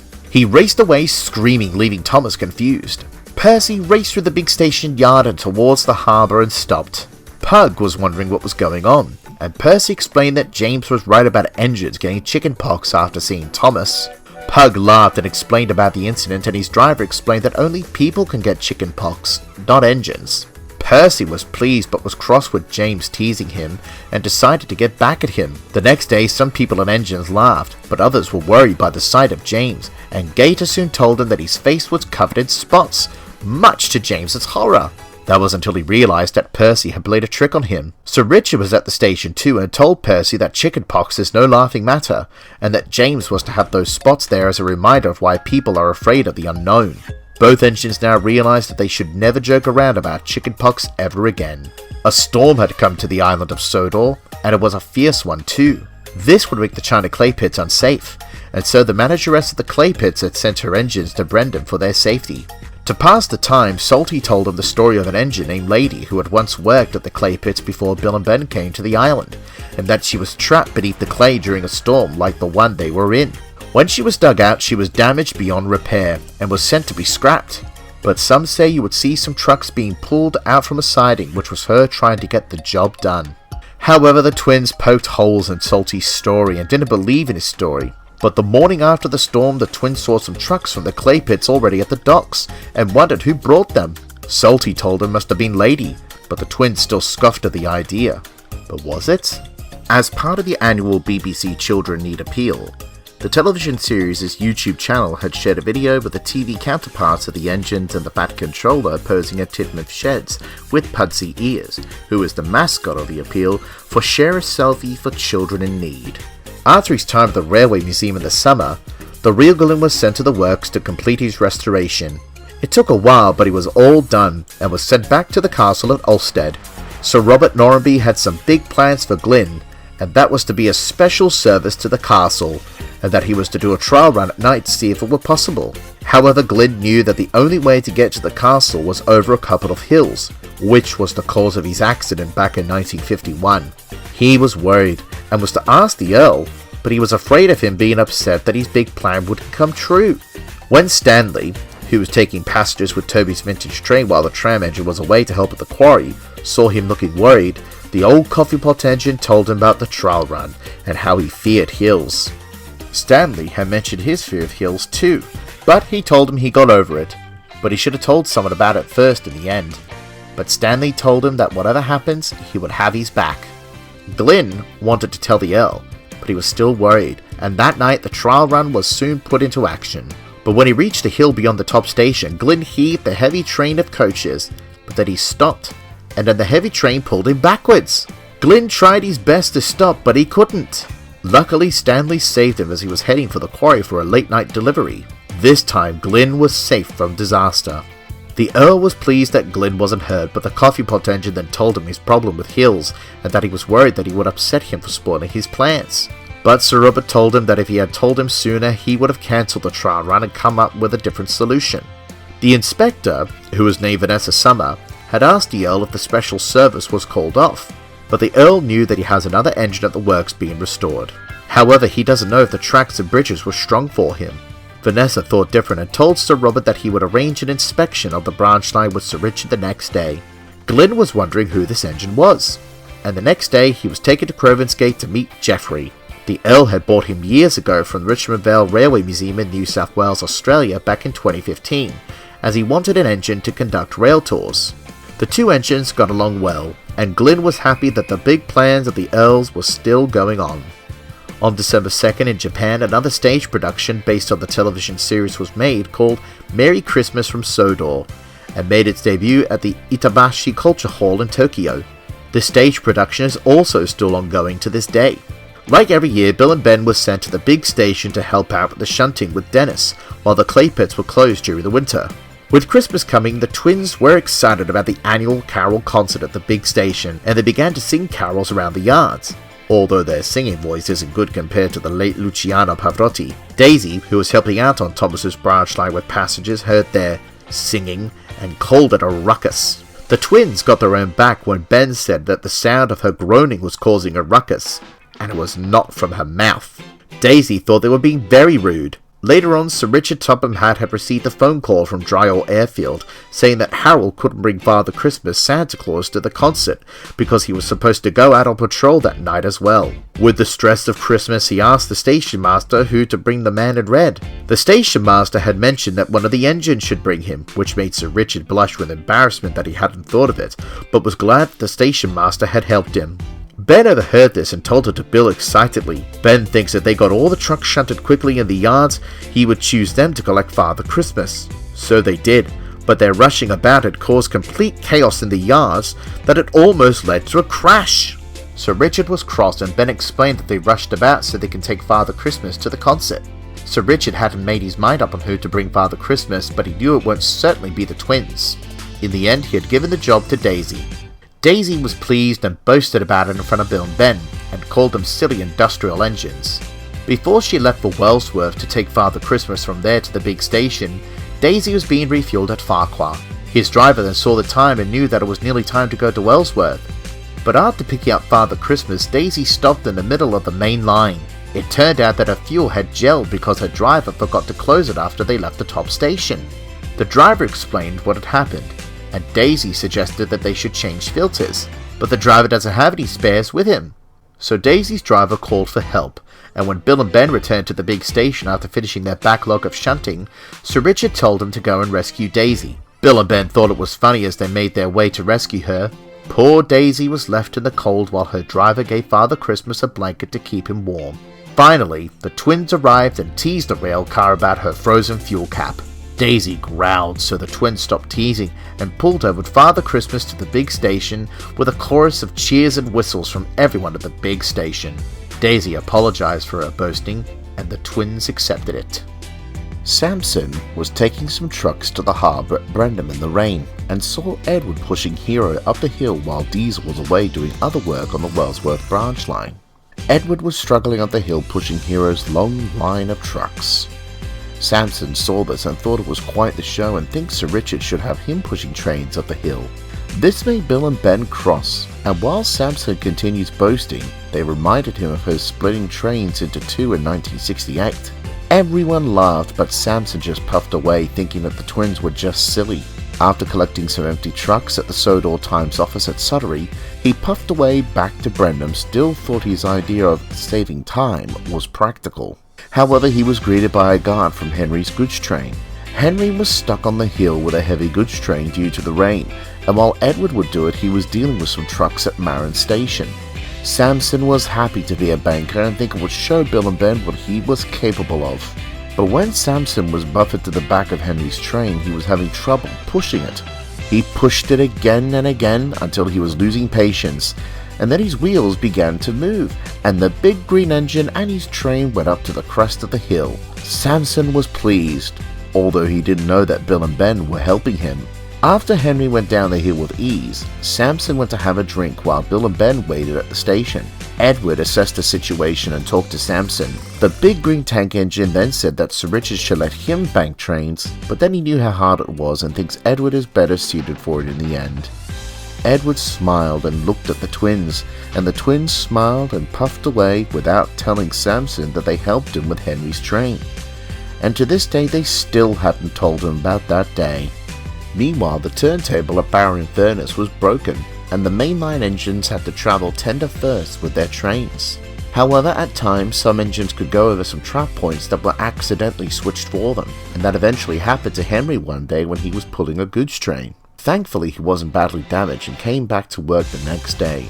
Henry still thought it wasn't right for a tender engine to go backwards, but Rebecca thought it was fun. Henry was shocked to hear that and told Rebecca that it was not fun, not seeing where an engine was going or if something was blocking the line. Rebecca then told her that she never had an accident before, but Henry told her that there can be a first time for anything, and that turntables weren't built for nothing. Luckily the yards at Brendan have one. Rebecca thanked Henry for the warning, but she was worried. Later that day she was taking coal, that had come from Colombia, from the harbour at Brendan to Knapford, while Neville was away at Harwich. Rebecca arrived at Wellsworth and had to stop despite pulling an important train. The signalman allowed her through, but only at a slow pace. But when the signalman was trying to pull the lever to close the trap points, it was stuck, and as a result, Rebecca was derailed. Henry came to her rescue and he took the unhurt coal trucks away and came back to take Rebecca to the works. Rebecca told Henry that he was right and would lead the backward journeys to the tank engines. In the end, she could still be seen going backwards, but only when it was needed. But often she would be turned on the turntable. The rain had returned once again as Thomas puffed along his branch line. He stopped at Toy Wreck and saw a man standing outside of the bus shelter nearby. Thomas was confused and his driver went to ask the station master. He then told him that Bertie will be coming to collect him. When Thomas arrived at Elsbridge, he spoke to Bertie about it and asked her if he cares about his passengers. Of course Bertie does, and as he was on his way to collect more passengers on his route, he had to stop in the middle of Maithwaite Township as someone went too fast in the rain and crashed into a building, which caused a traffic jam. When it was cleared, Bertie was late until he found a man standing nearby the road from Maithwaite Station.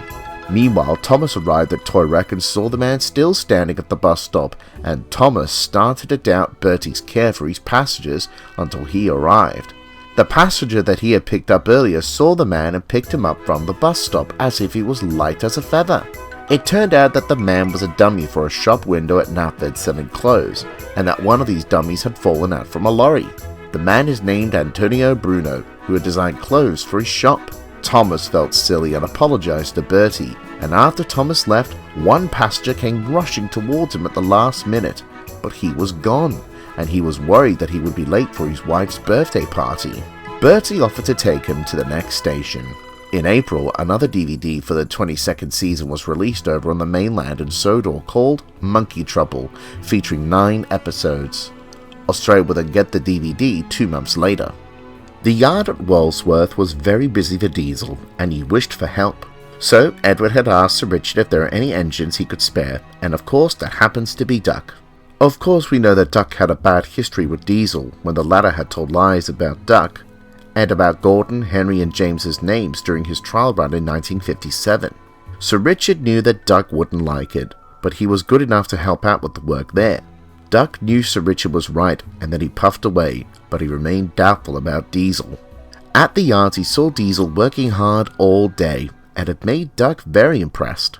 Duck had warned Diesel not to play tricks on him, and he was living up to his words. Later that day, Diesel had asked Duck to take some empty trucks to Brendan, and when he puffed away, Duck found that he was having trouble pulling them. A coupling broke, and Duck stopped just in time at the edge of the turntable well. The whole thing left Diesel surprised. Then Duck accused him of telling the trucks to hold him back, which left Diesel very cross, and the 2 engines argued about it until an inspector came to stop the noise. He told them to calm down and get back to work, and so the 2 engines did. Later that night, as the inspector asked the 2 engines about what had happened, Duck was accusing Diesel again, and then the 2 broke out into another argument. Because of their argument, Duck was sent to Brendan and Diesel stayed at Wellsworth. Duck was glad to stay the night at Brendan and told the other engines about Diesel.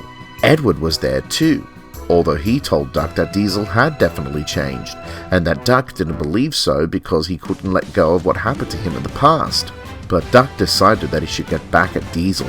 The next day he tried to come up with a plan to get back at Diesel but couldn't come up with anything. He then saw Bill and Ben at Brendan, who had teased him about his name. Duck then told them about Diesel and how he wants to get back at him for his trick. Bill and Ben gave him ideas as they, according to him, are professionals. Duck played tricks on Diesel by blowing his whistle to wake him up, taunting and teasing him all day until Diesel grew angry. Edward wondered what was up, until Duck told him what he had done, and who had helped him, and Edward told him that revenge isn't sweet. When he gets back he would have a word with Bill and Ben. Duck was surprised that Edward knew, as he didn't even mention by name the engines that had helped him to get back at Diesel. Diesel was still cross and took his anger out on the trucks. He went too fast and crashed the trucks through a brick wall in the yard. Diesel was shocked, but Duck knew that it was all his fault. Duck later admitted that his teasing was the cause of this to the inspector, and when the inspector told him to apologize, Diesel just huffed, as he wasn't convinced that Duck was actually sorry. The inspector sent Duck back to Brendan, and Diesel was to stay in the yard to help clean the mess.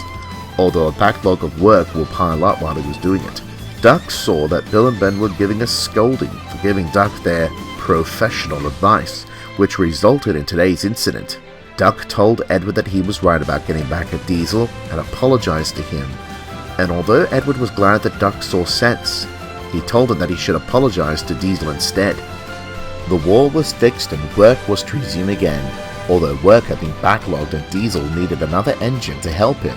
Sir Richard had sent Paxton and Duck to help with the work, but there was tension between Duck and Diesel. Paxton saw this and was very confused until the trucks admitted that they had caused friction between the two for laughs. Paxton tried to tell Duck, but he was sent to rescue Henry after his tubes were clogged, and after that he had to take his long goods train. The station master told him that he should need some help, and Duck blew a special whistle. Paxton heard it, but Diesel ignored it, still hurt from Duck and his teasing. Paxton, who hadn't seen Diesel and was still hurt by him since his fallout in 1965, thought he had changed, but was wrong and he rolled away. But Diesel was sad that Paxton hadn't believed that he had changed. The two engines rolled away until they were stuck on the hill. They tried their best to move, but the heavy train was holding them back. Just then Diesel came towards them, and he rolled up to Duck and told him that work needed to be done and he has to help out. Then Paxton told him about the trucks and the trick they played on Duck.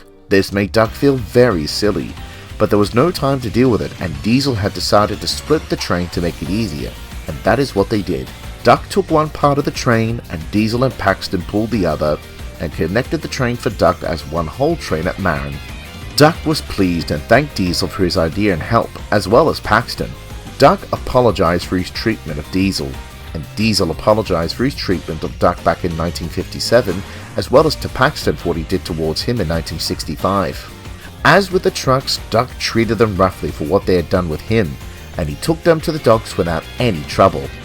A couple of months later, the latest special for the television series was given a theatrical release, although it was played at Drayton Manor, home to the mainland's Thomas theme park. The special was called Digs and Discoveries and was a two-part episode about Thomas's television counterpart finding treasure in Italy, which was an engine named Lorenzo and his coach Pepe that got lost years ago in a mine. The engines were given a screening of the special on Sodor as well, that was shown at Drayton Manor. Although the engines liked the special and the episodes alongside it, they had some opinions such as the Terminator-style construction vehicle. This would be released on DVD on Sodor in the mainland on October 7th, and later on October 30th in Australia. At the end of July, another DVD was released on Sodor in the mainland called A Colourful World, with 8 episodes from the 22nd season. Australia wouldn't get the DVD until November 2020.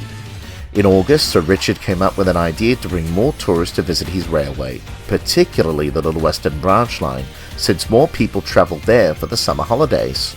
He saw Donald pulling in a trainload of catch lobsters, a popular industry of the Little Western, and thought of a new service called the Western Lobster Service that would run from Friday to Tuesday night. The Little Western engines would pull the train during the summer period. This made Daisy jealous, as she thought the train should be for her due to her windows giving out the sights of the seaside. Duck told her that to run a dining service she must have a kitchen as well. Daisy thought that maybe the lobsters can be cooked elsewhere and be served ready for the passengers to eat on their journey with some installed tables inside her. But Duck laughed and said that the dinner would go cold, and so Daisy just huffed away. The next night the lobsters were being loaded into the Pullman coaches for the Western Lobster Service. Daisy was at the station too, and one of the workmen tripped and dropped one of the crates onto the floor, leaving the lobsters to crawl along the line. Daisy shrieked in horror by the sight, and was reminded of her time with the eels back in 1996. After that, the lobsters were placed onto new crates, and she rolled away towards Harwich, now glad that she wasn't taking the train. But her driver was surprised that one of the lobsters had snuck into a cab. Daisy was scared, and so was her driver. That was until a lobster fisherman came to the scene and took the lobster out of her cab. The lobster service was ready for its debut run, and Daisy came to see it with the other engines. Although the other engines laughed at her predicament with lobsters, Daisy told them that they could keep that train. Around that time, American actor P.10, who played Burnett Stone in Thomas and the Magic Railroad in 2000, sadly passed away on August 16, 2019 due to lung cancer. In September, the 23rd season of the television series aired on Channel 5 on the mainland in Sodor, and still showcases the world travels of Thomas's television counterparts still in India, Australia and China, along with Italy and Brazil, while retelling the stories of Sodor from the year 1991. 10 episodes aired during the course of September, and one episode called Panicky Percy was kept for December. The last 9 episodes would continue the series until May 2020. The engines had seen the new series, and while enjoying it, they could see some silliness with the episodes, although some engines did have a chuckle. It had been 5 years since Mrs. Kindly's passing, and although the cottage was repaired after the fire incident back in 2017, Reginald Kindly hadn't returned to it since, and Thomas was worried. He then saw Reginald with a smartly dressed man later that day, and was thrilled to see him. But on the return journey, Reginald was gone, and what he saw shocked him. The cottage was up for sale by Farquhar Real Estate. Thomas was cross in the shed that night and thought that Reginald doesn't care for the branch line anymore. The next day he refused to whistle to Reginald when he saw him with Simon Humphrey, the real estate agent selling the cottage, talking to a young couple who were interested in purchasing the cottage. When Thomas arrived at the big station, Sir Richard then asked Thomas to take a goods train for Stanley on his next train, as the silver tank engine was away shunting at Wellsworth. This gave Thomas a cheeky idea. As he puffed near the cottage, the couple was still in talks when Thomas raced through blowing black smoke and soot all over Reginald, Simon and the couple. The couple were very cross, while Thomas chortled away happy that his plan had worked. However, Sir Richard heard the news from Reginald and went to see Thomas in the yard looking very angry. Thomas then explained his feelings about Reginald selling the cottage and only did the trick to make him think twice. Reginald then told him that he was only selling it because he thinks it was time to move on, but not because he doesn't care for the branch line. Reginald enjoyed his time at Wellsworth after his cottage had burnt, as he was much closer to his family. Although Reginald understood that changes are hard, they had to come eventually, and promised to come and visit Thomas and his friends at times with his family. After that, the young couple was given the whole story and decided to buy the cottage. Because he was to move tomorrow, Thomas had asked Sir Richard if he could do something special for him as a mark of farewell and good luck, and so he had arranged for Percy and Daisy to rest for the night at the big station, and Mavis and Rosie was told about the plan the next morning at the quarry.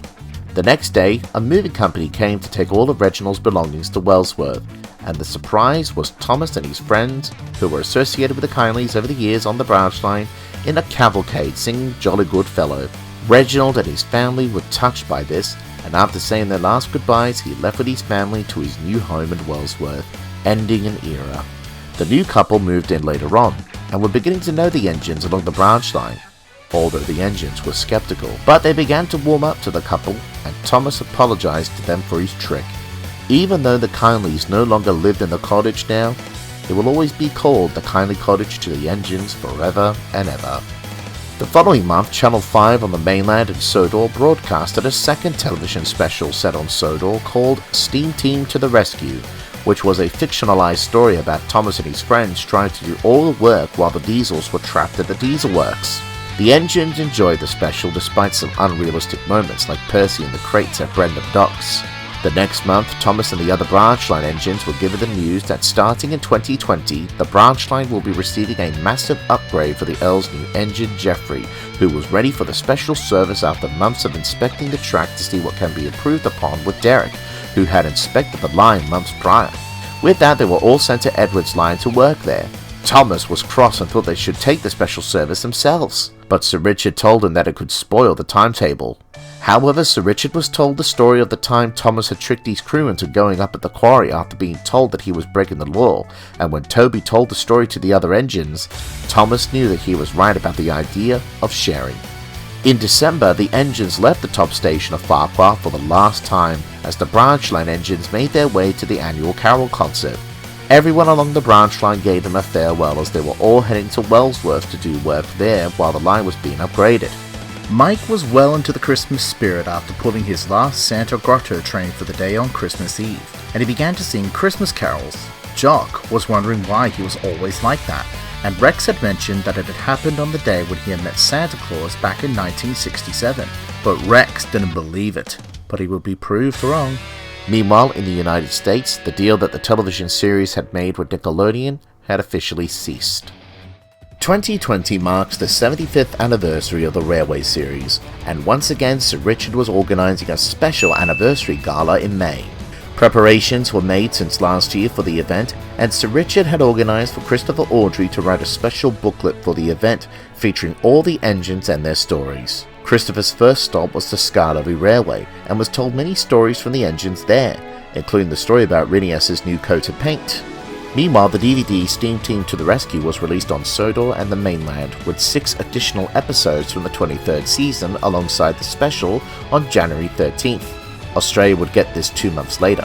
After he visited the Skarlovi Railway, Christopher went to the Norrby branch line and met up with 2 Pacer rail vehicles, Evan and Edwin, who was celebrating 30 years of the line being saved from closure.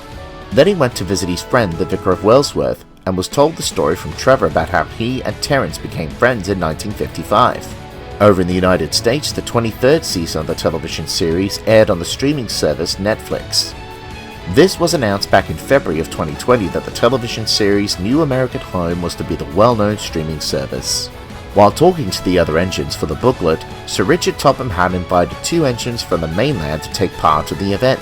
One was of course Scott, who came back to the island after 4 years with a tour train from London. At the big station he saw a brake tender which was for Boko to take to the Railway Museum, and the big green diesel told him the story that had happened back in 1965. May was the anniversary month, and over in the United States and Latin America, Thomas and the Royal Engine debuted on Netflix on May 1st, 2020. The next day, the 75th anniversary special aired on Channel 5 on the mainland and Sodor. The special recapped Thomas's journey to the mainland, taking Sir Topham Hatt 1 to see the Queen after her visit to Sodor. However, the creative license was used to make it more humorous. However, the engines loved it and were surprised to see that Prince Harry, the son of King Charles III and the late Princess Diana, were introduced in the special. This was broadcasted 5 months after he and his wife Meghan Markle had stepped down from royal duties, which had left the royal family, the people of the mainland, and the entire Commonwealth and the world stunned. Even Sodor was stunned by the news as well. However, this was all due to, in Prince Harry's case, the racist treatment that the British press had against Meghan Markle. The special segment, which was used for the television broadcast, was filmed in January before the bombshell announcement. Sir Richard Topham Hatt was going to invite them to the party, but after them stepping down, he invited King Charles III, who was Prince back then, instead. 2 days after the release of Thomas and the Royal Engine, the DVD featuring the special episode was released on Sodor and the mainland. Meanwhile, in Australia, 2 new special episodes were released over there which would air on the mainland and Sodor much later in the year. They were called A New Arrival, which aired on May 2nd, and World of Tomorrow on May 9th. These will be later released on DVD under the name Marvelous Machinery. The events were fictionalized about a technology fair happening on Sodor with an engine called Kenji, who had come to Sodor for the festival from Japan. He was based on the Shinkansen Zero series set that was designed by the late Hiroshima. Meanwhile, the 2 thieves were plotting to steal the plans from an inventor called Ruth, who was an American inventor. The thieves were named Baz and Bernie, and used the television counterpart of Sonny to transport them to the castle. A few days before the party, Sir Richard Topham Hatt had announced that Prince Charles was to attend their anniversary gala. He was to arrive by a train from the mainland, hauled by their second guest. Meanwhile, Philip was sad because the stories that he had contributed to Christopher's booklet had already been told before, and he felt less special because the other engines had stories that were never told before in any format. But Percy told her that he will have an interesting story, he just has to wait. Everyone was excited but not Philip. He was still sour about his contributions. When the anniversary party arrived, all the engines were placed on display at the big station. Meanwhile, Philip was shunting in the yards before he was to attend as well. However, Sir Richard had one more task for him, and he was to take some empty trucks to Wellsworth. Along the way, Philip saw 2 figures with a large crate next to them at Crosby. When he arrived at Wellsworth, he was told that a crate was missing, and it turned out it was taken by those men he had seen earlier. He was told that it was loaded with dynamite and knew what it was going to be used for. The two men were anti-royalists and were to use the dynamite to sabotage the royal train, which was about to be due in soon. The station master was told and he rang the station master at Crosby, but he was outside with the crowd waiting for the royal train and couldn't hear the phone in his office. So the Walsworth station master rang Control himself, and after much anticipation, Control agreed to stop the royal train. This caused the engine to make an emergency stop at Marin. Soon Philip went on his way to Crosby and told the station master there about the two criminals. The station master alerted the authorities and the two men were arrested. Everyone cheered for Philip for stopping the two men from hurting Prince Charles. After that, a call was made again to the station master at Marin. The engine pulling the royal train had failed after making its emergency stop, and since Philip is the only engine available, and Prince Charles, upon hearing his story, wanted him to take the royal train instead. The news went around quickly and Philip was given a hero's welcome. At the party, Christopher and Prince Charles gave some speeches, and Philip was interviewed by Sodor Island News, who were broadcasting the events live about the whole thing. Because of his heroic efforts, Prince Charles awarded Philip the Queen's Gallantry Medal. Christopher was amazed by Philip's story and promised to write it the next time he could write a booklet for the next party. Because the repairs to the engine that had hauled the royal train took a while, Scott took Prince Charles home and Donald took Scott's tour train to London. His repairs were finished by the end of the day. But who was this engine? Prince Charles returned a few days later, awarding Philip the Queen's Gallantry Medal, though at the end of May the sad news was given to the engines of Sodor when Michael Angeles, who was the longest serving narrator of the television series from 1991 to 2012, passed away due to a heart attack.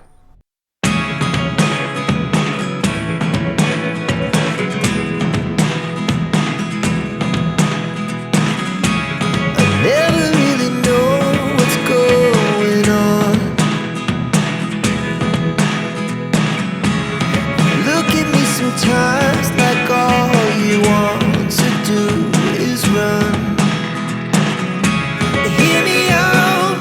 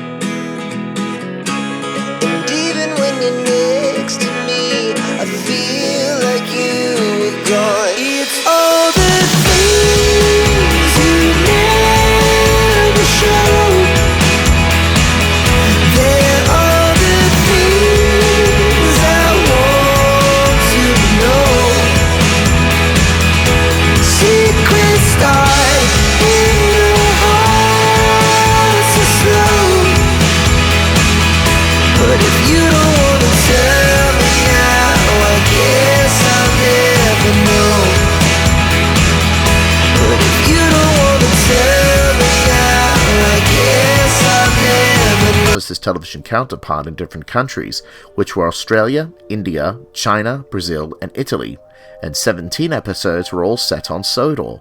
Plus, some episodes had fantasy sequences, and some didn't, and Edward and Henry's television counterparts had been given some dialogue, despite still being regulated as secondary characters. The engines enjoyed the episodes, and despite things like a walking bridge, James being a super engine, and a car looking a bit like a steam engine, they regarded this as the best season of the Big World's Big Adventures era. Sadly, however, this will be the series finale of the television series, but the engines wouldn't know about that until October. Only 10 episodes ran during the course of September, with the 2 extended episodes from Marvelous Machinery being held back for October, and 2 episodes held back for Christmas in December. The last 8 episodes will be held back until January 2021. In celebration of its 20th anniversary, Shout Factory in the United States had released Thomas and the Magic Railroad for the first time on Blu-ray, with interviews from the cast and crew of the movie. Meanwhile, Bill and Ben had tried to ask for Toby's forgiveness, but Toby hadn't trusted them for months. But one day in autumn, Salty had broken down, and Porter was away at Knapford while the other engines are busy. The harbour station master had decided to telephone the manageress to see if she could spare the China Clay twins, but Toby still had misgivings of them, until Salty asked him to give them a second chance. The manageress agreed to spare the twins since not much work was happening now that the summer had passed. However, Toby kept a careful eye on them and told them no tricks. Bill and Ben lived up to Toby's words, and the old tram engine began to warm up to them again. Later that night, the twins offered to collect vans from the Flying Kipper pulled by Murdoch. However, reports were made about some kippers being stolen, and the harbour station master told them to look out for them. But the twins had worked very hard that day and had fallen asleep early the next morning in the yard while waiting for Murdoch's train. But they had woken up late thanks to Diesel bumping them, and when they came to Lower Sudbury, they found that the fish had gone. The news had spread, and everyone thought that the twins had done it as a trick. Although Toby was warm to them, he hadn't left his guard down and wasn't surprised by the idea. The twins were cross with Toby for not believing them, but knew that they shouldn't have been sleeping in the yards that morning. Edward and Boko could see that the twins weren't responsible and placed in a good word to the harbour station master and arranged for the twins a few days later to pull the vans at the Kipper again, which made Toby livid. But Boko told him that he shouldn't have held a grudge against them as they hadn't played a trick on him since that summer, and told him that Bill and Ben were sorry that a load of fish was gone, and that made Toby have a long, hard think. Early the next morning, the twins looked out for the thieves, and after Murdoch had left with the Kipper, Bill saw a couple of men nearing one of the vans. In the end, it turned out to be the thieves, and soon they made a run for it. Bill and Ben blocked their way in the yards, and then the thieves ran towards an exit that led to the main road. Bertie was on his way to pick up some workmen, and the twins whistled to alert Bertie about the 2 men running towards him, and Bertie soon blocked their path. The thieves were arrested, and Toby apologized for thinking that they had played a trick. In the end, the 3 engines became friends again. Meanwhile, news broke by a business wire that Mattel, the company that had bought the television series in 2011, had ordered 104 new episodes. However, the television series would no longer be computer animated. Instead, it will be traditionally animated by Nelvana Studios, who had animated other shows like Baba, Little Bear, Rupert, and The Magic School Bus, amongst others. But the biggest change of all was that the new episodes would have an all-new continuity, as the original show that was broadcasted since 1984 had been cancelled due to the failure of Big World Big Adventures. The engines had heard of the news and were saddened by it all, but they hoped the new television show would be good, but they will soon find out in the year of 2021. Later, a journalist from the Daily Snail in London was making his way to see Sir Richard Topham Hatt for an interview about his railway and the anniversary, but his car broke down and he rang for help. However, Bolgie came rolling up towards him, and he told Bolgie about his interview with Sir Richard. The driver then told him that Pip and Emma will be coming into Crovan's Gate when they get there, and that he can catch their service and be at the big station in time for his interview. The journalist was pleased, but Bolgie harumphed, thinking that he could get there much faster than an engine. The journalist was pleased when they reached Crovan's Gate on time, and to show his gratitude he offered to have Bolgie to be interviewed for his article. But Bolgie had an idea, and when the journalist came, he was telling him alternative facts about the engines of Sodor and Sir Richard Topham Hatt. The journalist thought this would make a juicy interview, and a few days later everyone was shocked to see a story on the front page of the Daily Snail about Sir Richard Topham Hatt and all the lies that Bolgie fed to him. This made Sir Richard very cross and telephoned the editor about the horrible misinformation and decided to ban the newspaper from their railway. But thanks to Bulgy's lies, the passengers were avoiding the railway and went on him instead. He was pleased. Meanwhile, the journalist came to the island with Pip and Emma and raced to Sir Richard's office regarding his article. Sir Richard wasn't pleased to see him, but the journalist told him that he was told those stories by a bus. Sir Richard knows that there's one bus who could do that, and that was of course Bulgy. He then decided to talk about it to the journalist to settle the matter, and together they made a new article for tomorrow's paper. The next day, Bulgy was pleased with himself over the day before and was looking forward to collecting more passengers. But there were only a few waiting for him, which confused Bulgy. But he thought that it was early and that maybe more would come later. But as the day passed, there were fewer and fewer passengers. He soon found out when his driver showed in the front page of the Daily Snail about Bulgy and his lies. The bus manager, Sir Richard, and the journalist all confronted him, and as punishment for his lies and misinformation, he was suspended from his bus services. After that, life had returned to normal on the railway, and the journalists agreed to know the facts first. Later that month, the TV special Marvelous Machinery was released on DVD with 2 additional episodes from the 24th season, which was Sunny's Second Chance and Kenji on the Rails Again. This will be later released in Japan in 2021, and Australia wouldn't get the DVD until June 2022. It was Christmas Eve, and Henry was waiting at Marin Station with the Kindly Limited. He was tired from the extra workload, but one passenger would often brighten up his day, and that was Nurse Amy. She and Henry go way back to 1990 when she had broken her leg, and the ambulance that was to take her was stuck in the mud, and so Henry had to take her with his friend Nurse Nancy. Ever since that day, she was inspired to become a nurse like Nancy, and after years of training, she eventually became one at Wellsworth Hospital in the year 2004. Henry was pleased to see her and asked if she was looking forward to Christmas, but Amy told him that she can't because she has to work at the hospital on December 25th. Henry was confused and thought it was unfair. However, his driver told him that other people in the emergency sector don't get the day off, including Harold the helicopter. Eventually, Henry soon learned the reason why, when he was asked to take a child to the hospital after hurting his arm while skateboarding down a hill, which he was pretending to be a sleigh. An ambulance was to take him there, but it had broken down on the way. Because of Nurse Amy's hard work and dedication as a nurse, he had asked his driver that they should give her a special Christmas party after a shift at the hospital at Wellsworth Station. His driver told Sir Richard, and he agreed to arrange it, and that night she was given a wonderful surprise. Geoffrey was all ready to go now that he was deemed fit for service for the Earl's special service to the castle at Ulstead, but despite that, work was still needed to be done on Thomas's branch line, and so he would have to help out with work on the NWR with Sir Richard Topham Hatt. His first job was to take trucks of coal to the railway museum from the harbour at the big station. For many years, Geoffrey had been dealing with coal trucks on the coalfields of the Richmond Vale Railway, but the trucks over there are very different in comparison to the ones on Sodor. He was surprised that they were bumping him. The trucks, however, were crossed because the day was cold and wet, and they were filled with heavy coal, which made them feel very grumpy. Along the way, Oliver was taking some rubbish and scrap for Neville to take to Crock's scrapyard from Thomas's branch line. As he neared the main line, he nearly collided with Geoffrey. Thankfully, no one was hurt. The 2 engines met at the sheds later in the day, and Geoffrey was most apologetic about the near miss and explained about the trucks. But Oliver was fine and told him that he wasn't the first engine to not know about the trucks, and the 2 engines began to talk like old friends, and with Geoffrey mentioning about his handling of the trucks, Oliver had decided to ask Sir Richard to see if he could teach Geoffrey about the trucks of Sodor. Sir Richard agreed, but Geoffrey remained apprehensive. The next day they went away with their trucks with Geoffrey at the front and Oliver at the back. At first, everything was under control, but soon the trucks began to bump. Oliver told Geoffrey to bump them back, but Geoffrey had never bumped trucks before, but knew that he would have to do something. As the trucks carried on, he then snapped at them crossly like a sergeant from the army.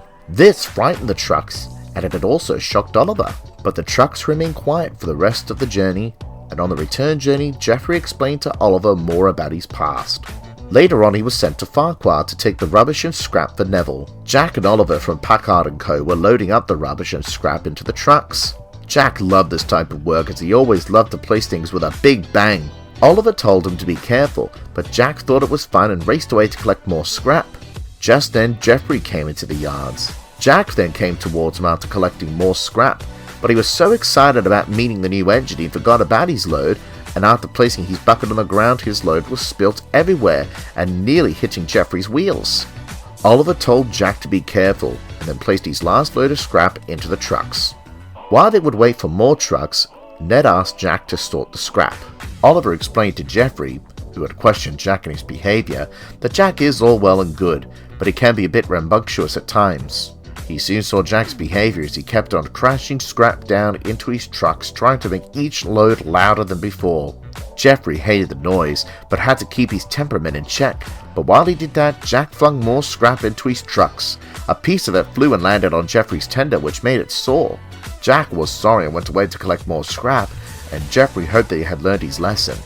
But he was wrong. Jack kept on having his fun until at last Geoffrey lost his cool and told Jack off about his behaviour, and with that the front loader rolled away. Oliver was cross with Geoffrey for shouting at Jack and told him that Geoffrey should work on his temper, and when the red Australian engine made his way down, he was looking for Jack while thinking of his behaviour towards him. When he spotted him, he wasn't paying attention to what was ahead of him. Hero was coming along the main line, and Jack heard his whistle and warned Geoffrey, who was feeling sad because Jack was ignoring his apology. He suddenly stopped and avoided an accident, but the scrap was spilt out from the trucks. Jack came to see if he was hurt, but thankfully nothing was wrong. After Jack loaded the scrap into the trucks, both vehicles had made up their quarrel, and before he left with his last scrap train for the day, Geoffrey explained why he shouted. The second last DVD to contain episodes from season 24 was released on Sodor and the mainland called The Super Engine. Australia wouldn't get this until April 2021. Over at the carriage shed at the big station was Auld slow coach. For many years the old coach had been left in the shed, but sometimes out in the baking sun or in the pouring rain to make space for the other coaches that would need it for other trains. She would see the coaches being pulled out ready for their work and would often feel sad about missing out. Her last work of duty was being part of Jessica Kindly's wedding back in 1973. One day, Percy saw the old coach in the shed while he and Thomas were working in the yard since Dennis was stuck at the harbour. Old slow coach was depressed and told Percy all about being inside the shed for years. She believes that she serves no purpose anymore, but Percy didn't believe it and told the old coach not to worry. He then later told Thomas about it. Thomas was surprised that old slow coach was still around, as it had been so long since the last time he saw her. The two engines thought of what to do to give old slow coach some purpose. Soon Thomas decided that because she was a brake coach they should put her in the back of Henry's train, and Percy agreed and placed old slow coach on Henry's train. She was delighted, but Henry was shocked. When the two engines told him, he grew cross and told them that there was a reason why she was in the shed. But then a passenger screamed and the sound of cracking wood was heard. Old slow coach had been in the shed for such a long time that her wood was weakened and was deemed unsafe. Luckily the passenger wasn't hurt, but he along with the others were very cross. Percy shunted old slow coach away and placed the other brake coach back on Henry's train. The whole switch made Henry late and he was cross. Sir Richard then told Thomas and Percy about the condition she was in and how expensive she was to be repaired. Thomas and Percy told Sir Richard about old slow coach thinking she has no purpose, but Sir Richard told them again about her being expensive and sent them back to work. Henry was cross that night over the situation and told Thomas and Percy that the old coach was a waste of space. The two tank engines were about to retort when Henry's driver came to take Henry out with his evening train. Meanwhile, back at the office in Nafford, Sir Richard was finishing off his paperwork. He saw Henry waiting with his coaches, and then he saw a picture of Henry in his old shape and thought about the story he was told of how his great-grandfather wasn't thought of sending Henry away after problems with his old shape, but then gave him another fair chance with the Welsh coal. He decided to give old slow coach a fair chance and that maybe there would be a purpose for her too. Later on, Bulgy and George were given a big surprise when they saw Winston, a track inspection car, rolling along Thomas's branch line inspecting the upgrade, now that it had been done.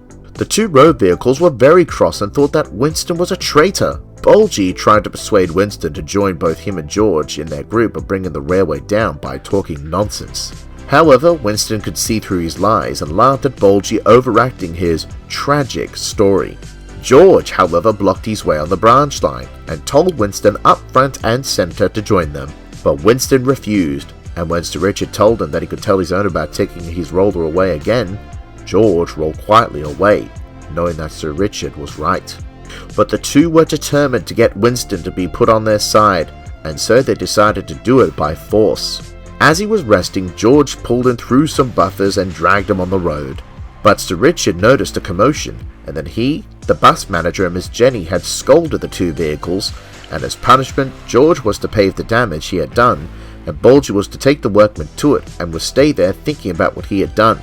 Meanwhile, Thomas and his friends returned to the branch line after 1 year of being away. He saw Bulgy and George and wondered what had happened. At the top station, after a big welcome home celebration, Winston told him all about it. Donald and Douglas are hard-working engines, but for many years they loved to play practical jokes on the engines and to each other. But one day Donald heard a scraping noise from under his wheels. There was a load of ballast to take, but with Donald had a commission, Douglas would have to do it on his own instead.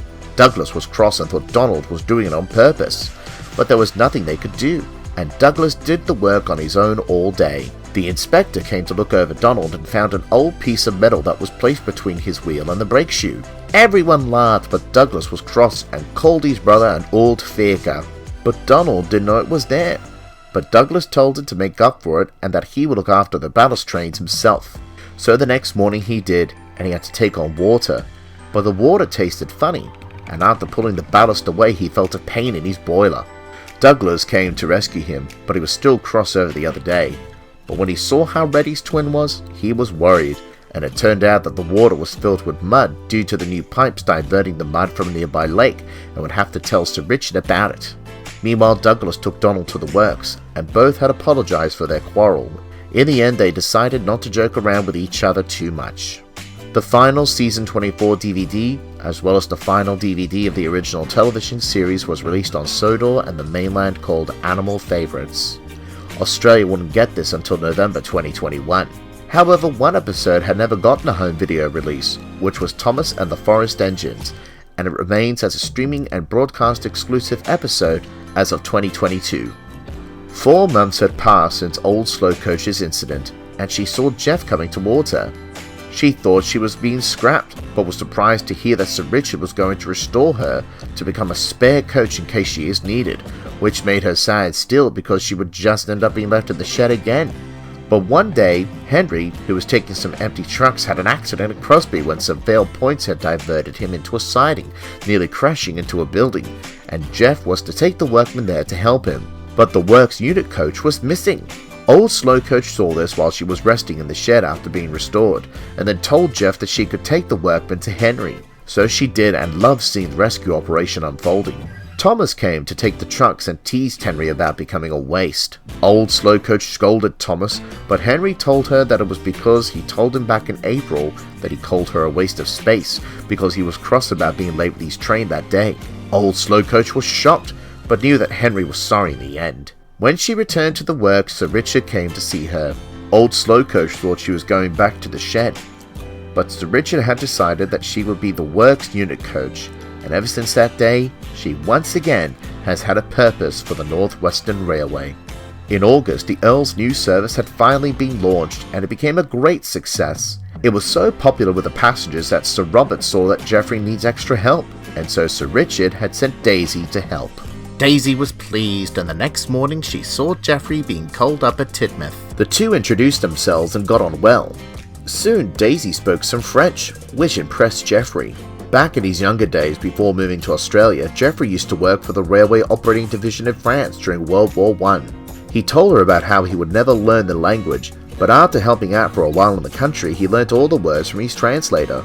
Daisy was amazed and secretly jealous, not just for Geoffrey actually going there, but because she didn't know much French because her driver never had the time to teach her. Daisy fibbed to Geoffrey about going to France back in 2001 to help on the Tour Province Alpes Côte d'Azur, and amused Geoffrey that she too had learnt the language while she was there. Geoffrey fell for it and told her that there would be some French tourists coming to visit the next day, so she would be some good help since it had been years since Geoffrey spoke French. This made Daisy very worried.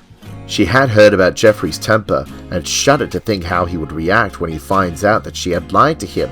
The next day the French visitors came and asked Daisy if she was the special service, but she didn't know how to respond, and it made them cross.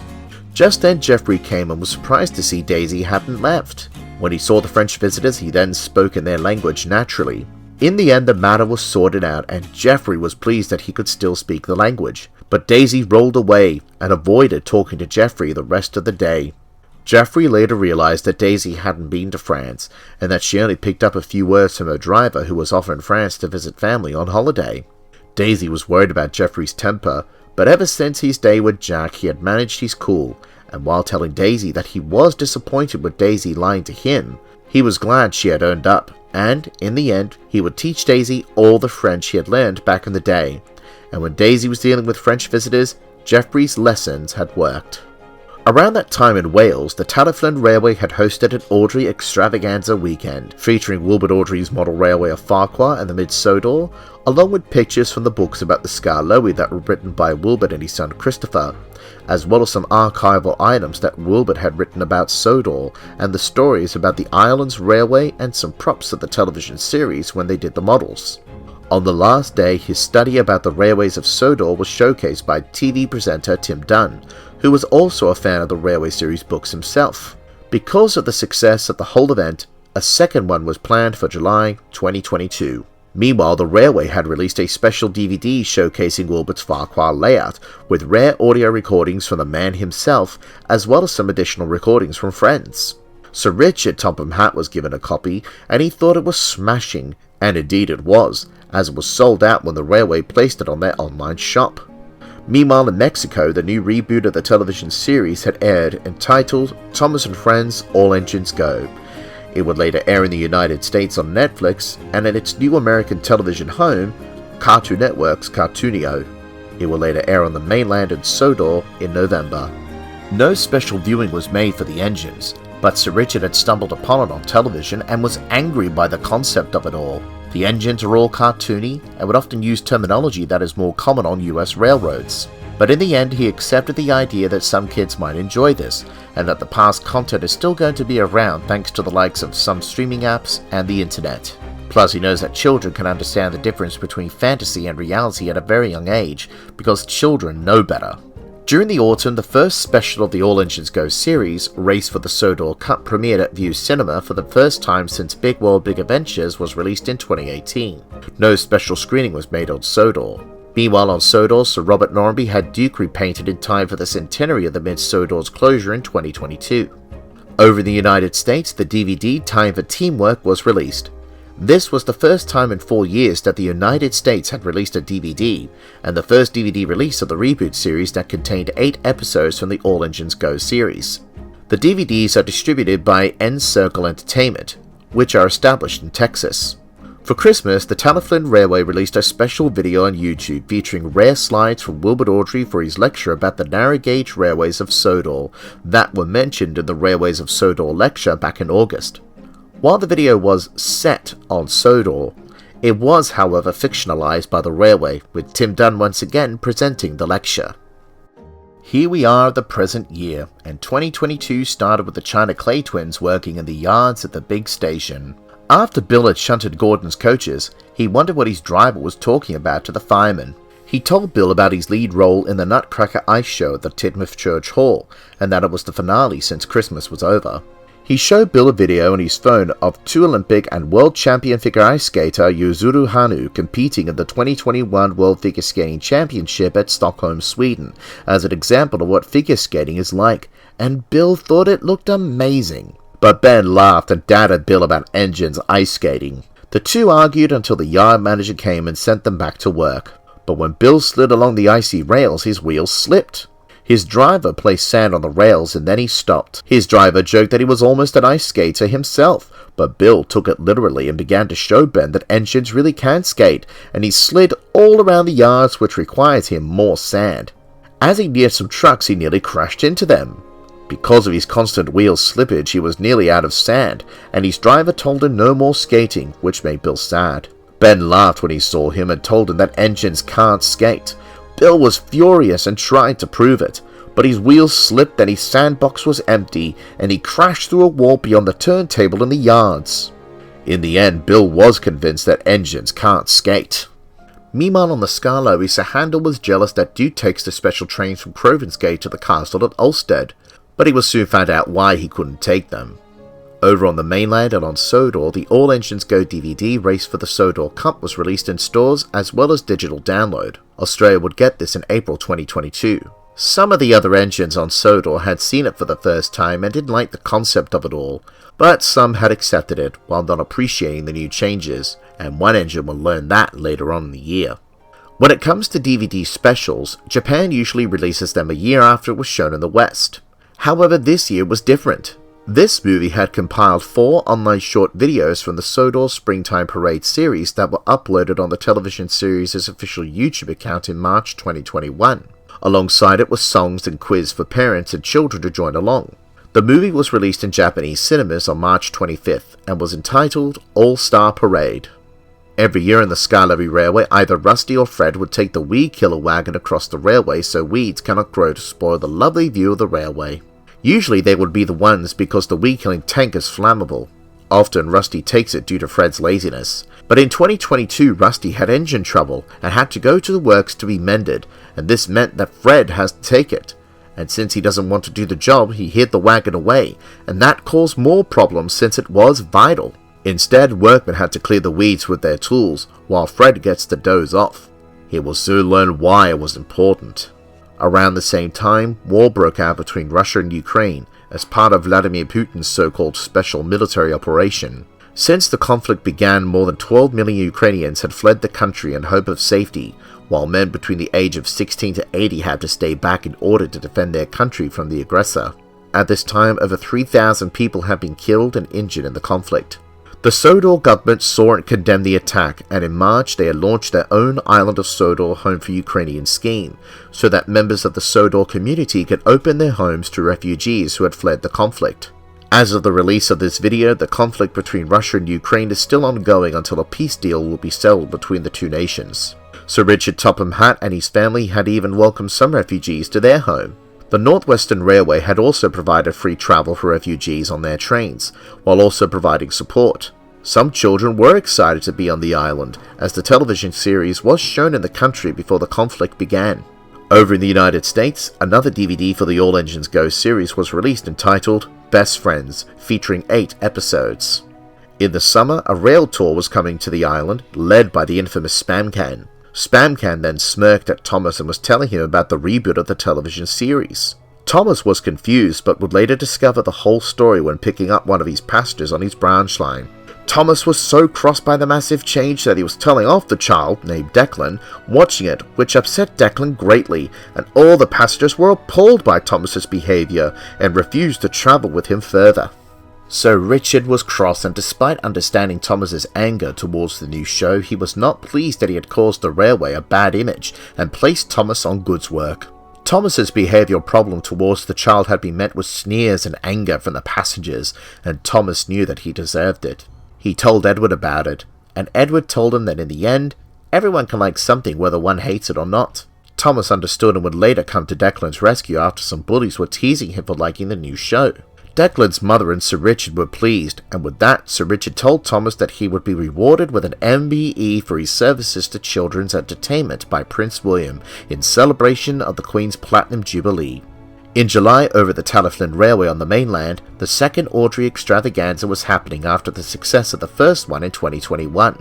Items that were on display from the previous years, such as Wilbert Audrey's Farquhar branch line layout, was on display once again, as well as props, concept art, and models of the television counterparts of the Skarloey engines, and artwork from the Railway Series books that showcase the narrow gauge engines. The centerpiece of the display would have to be the television model counterpart of Skarloey that was made during the production of the television series' 5th season in the late 1990s, with a model of Talyllyn alongside, dubbed as Skarloey and his old twin.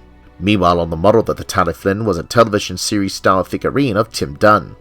The railway also had trains running with Edward Thomas dressed up as his twin Peter Sam, along with Douglas dressed as his twin Duncan, despite his RAF 100th livery, Sir Hayden as his twin Sir Handel, Rushton as his twin Rusty, Tom Rolt as his twin Ivo Hugh, and Alf dressed as his twin Fred.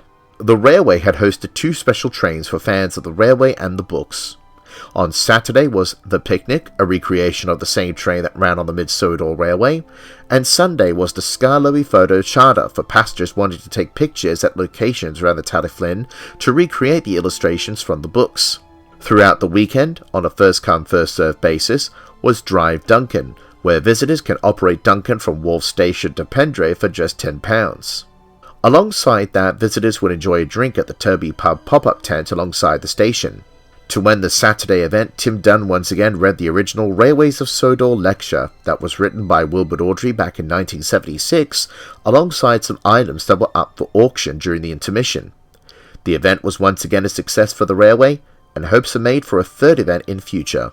Sodor and the mainland had been given their first episodic release for All Engines Go, entitled Best Friend Adventure, featuring 6 episodes from the show's first season. However, this is only exclusive to the streaming service Amazon Prime on August 8th, 2022. It is yet to be released physically. In August, back on Sodor, Henry was returning from the mainland after taking a rail tour. When he stopped at Kelsort Road, he saw Emily and told her about the rail tour and quiet carriages. Emily thought the idea of a quiet carriage was nice and discussed it with James and Percy. James thought the idea was rubbish as his driver told him that no one respects the rules of it all. But Percy thought it was good. Emily told James to give it a chance and James reluctantly did, and when Emily told Sir Richard, he agreed since there had been complaints about loud noises. But the coach he could find to experiment with the idea was Abigail. She was a coach that loves loud noises and hates peace and quiet. And when she was told that she was to be the quiet carriage, she didn't like the idea one bit. She gave Emily a hard time after when she was looked over and complained bitterly about no loud noises. That was until a passenger took out a speaker and played loud music, much to the passenger's annoyance. But to Abigail, it was a match made in heaven. Thankfully, the passenger was evicted, but Abigail was cross. But more people came playing their loud music, and Emily was worried that her idea was a rubbish one after all. What with passengers complaining about Abigail? But Sir Richard started to have doubts over Abigail and placed her back in the shed at Cronk. Thankfully, another coach was found, and was a lot more respectful than Abigail. In the end though, Abigail did find somewhere where there is loud music, but just not to her taste. In the autumn, track work needed to be done on the main line, and Bertie the bus was taking some visitors to the Railway Museum at Vickerstown. Along the way, the driver went to a local petrol station to fill up Bertie. However, the visitors were agitated and noticed a queue of vehicles waiting to get their fill. So the driver decided to carry on until the museum, despite Bertie feeling thirsty. Meanwhile, the museum engines were excited to see the special visitors, including Flora. However, she was dismayed that they are to come by road. Many years ago, the Sodor tramway was closed down due to more people driving cars and riding on buses, and thus Flora was withdrawn from service until she was saved by the Railway Museum. But ever since then, she had resented road vehicles, and it shows with Flora saying the passengers who had travelled by train are allowed to ride on her, despite that no trains were running that day. While the passengers were complaining to the museum manager, Bertie was making his way to be finally filled up with petrol, but as soon as he crossed over the first crossing, he ran out of it. Flora saw this and told the passengers that they can ride in her. However, she decided to ram into Bertie to get back at road vehicles for what they had done to her. Luckily, Flora's driver stopped her before she crashed into Bertie. The attempted ramming made Bertie cross as well as the manager, since she had put her passengers in harm's way and was sent to the shed while Topham took her passengers.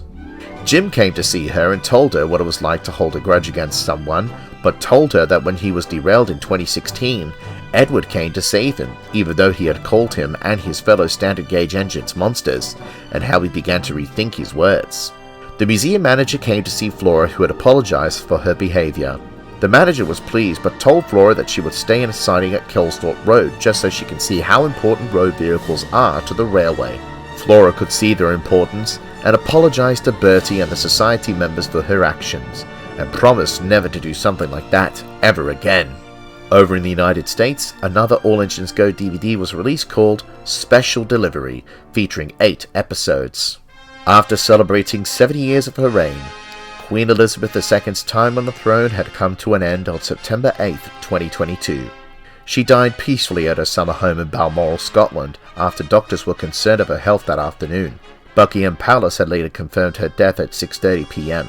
The result of her death was due to old age, according to a death certificate from the National Records of Scotland on Thursday, September 29, 2022. Like the rest of the world, the island of Sodor was shocked of her passing. Sir Richard Topham had given out his condolences to the royal family on behalf of himself and the other controllers, the railway staff and engines. As part of royal protocol, there was to be a 10-day mourning period for Her Majesty. A condolence book was placed at Teignmouth Town Hall by the Sodor government, and one was placed at Teignmouth Station by the North Western Railway. Pip and Emma were also busy transferring passengers who had gone to London to see the Queen's coffin lying in state at Windsor Castle. During the 10-day mourning period, all the controllers of each railway had come together to have their engines to blow their whistles in unison as a final salute for Her Majesty. On the day of her funeral, community halls and churches were showing the live feed of the state funeral at Westminster Abbey. Meanwhile, the railway was still running trains, although services had been very quiet. With Her Majesty's reign at an end, a new era had begun, with Prince Charles now becoming King Charles III, while his son William and daughter-in-law Catherine will now take on the title as Prince and Princess of Wales. Starting on September 12th, the second season of All Engines Go was broadcasted in the United States, with a new character named Bruno, based on the typical center cupola red caboose that were once on America's railroads. The character Bruno was created by the production team of All Engines Go in collaboration with the Autistic Self-Advocacy Network and Easter Seals in the United States. In fact, one of the production staff members, Daniel Scherstrom, is autistic himself, and was also the creative consultant who helped develop Bruno.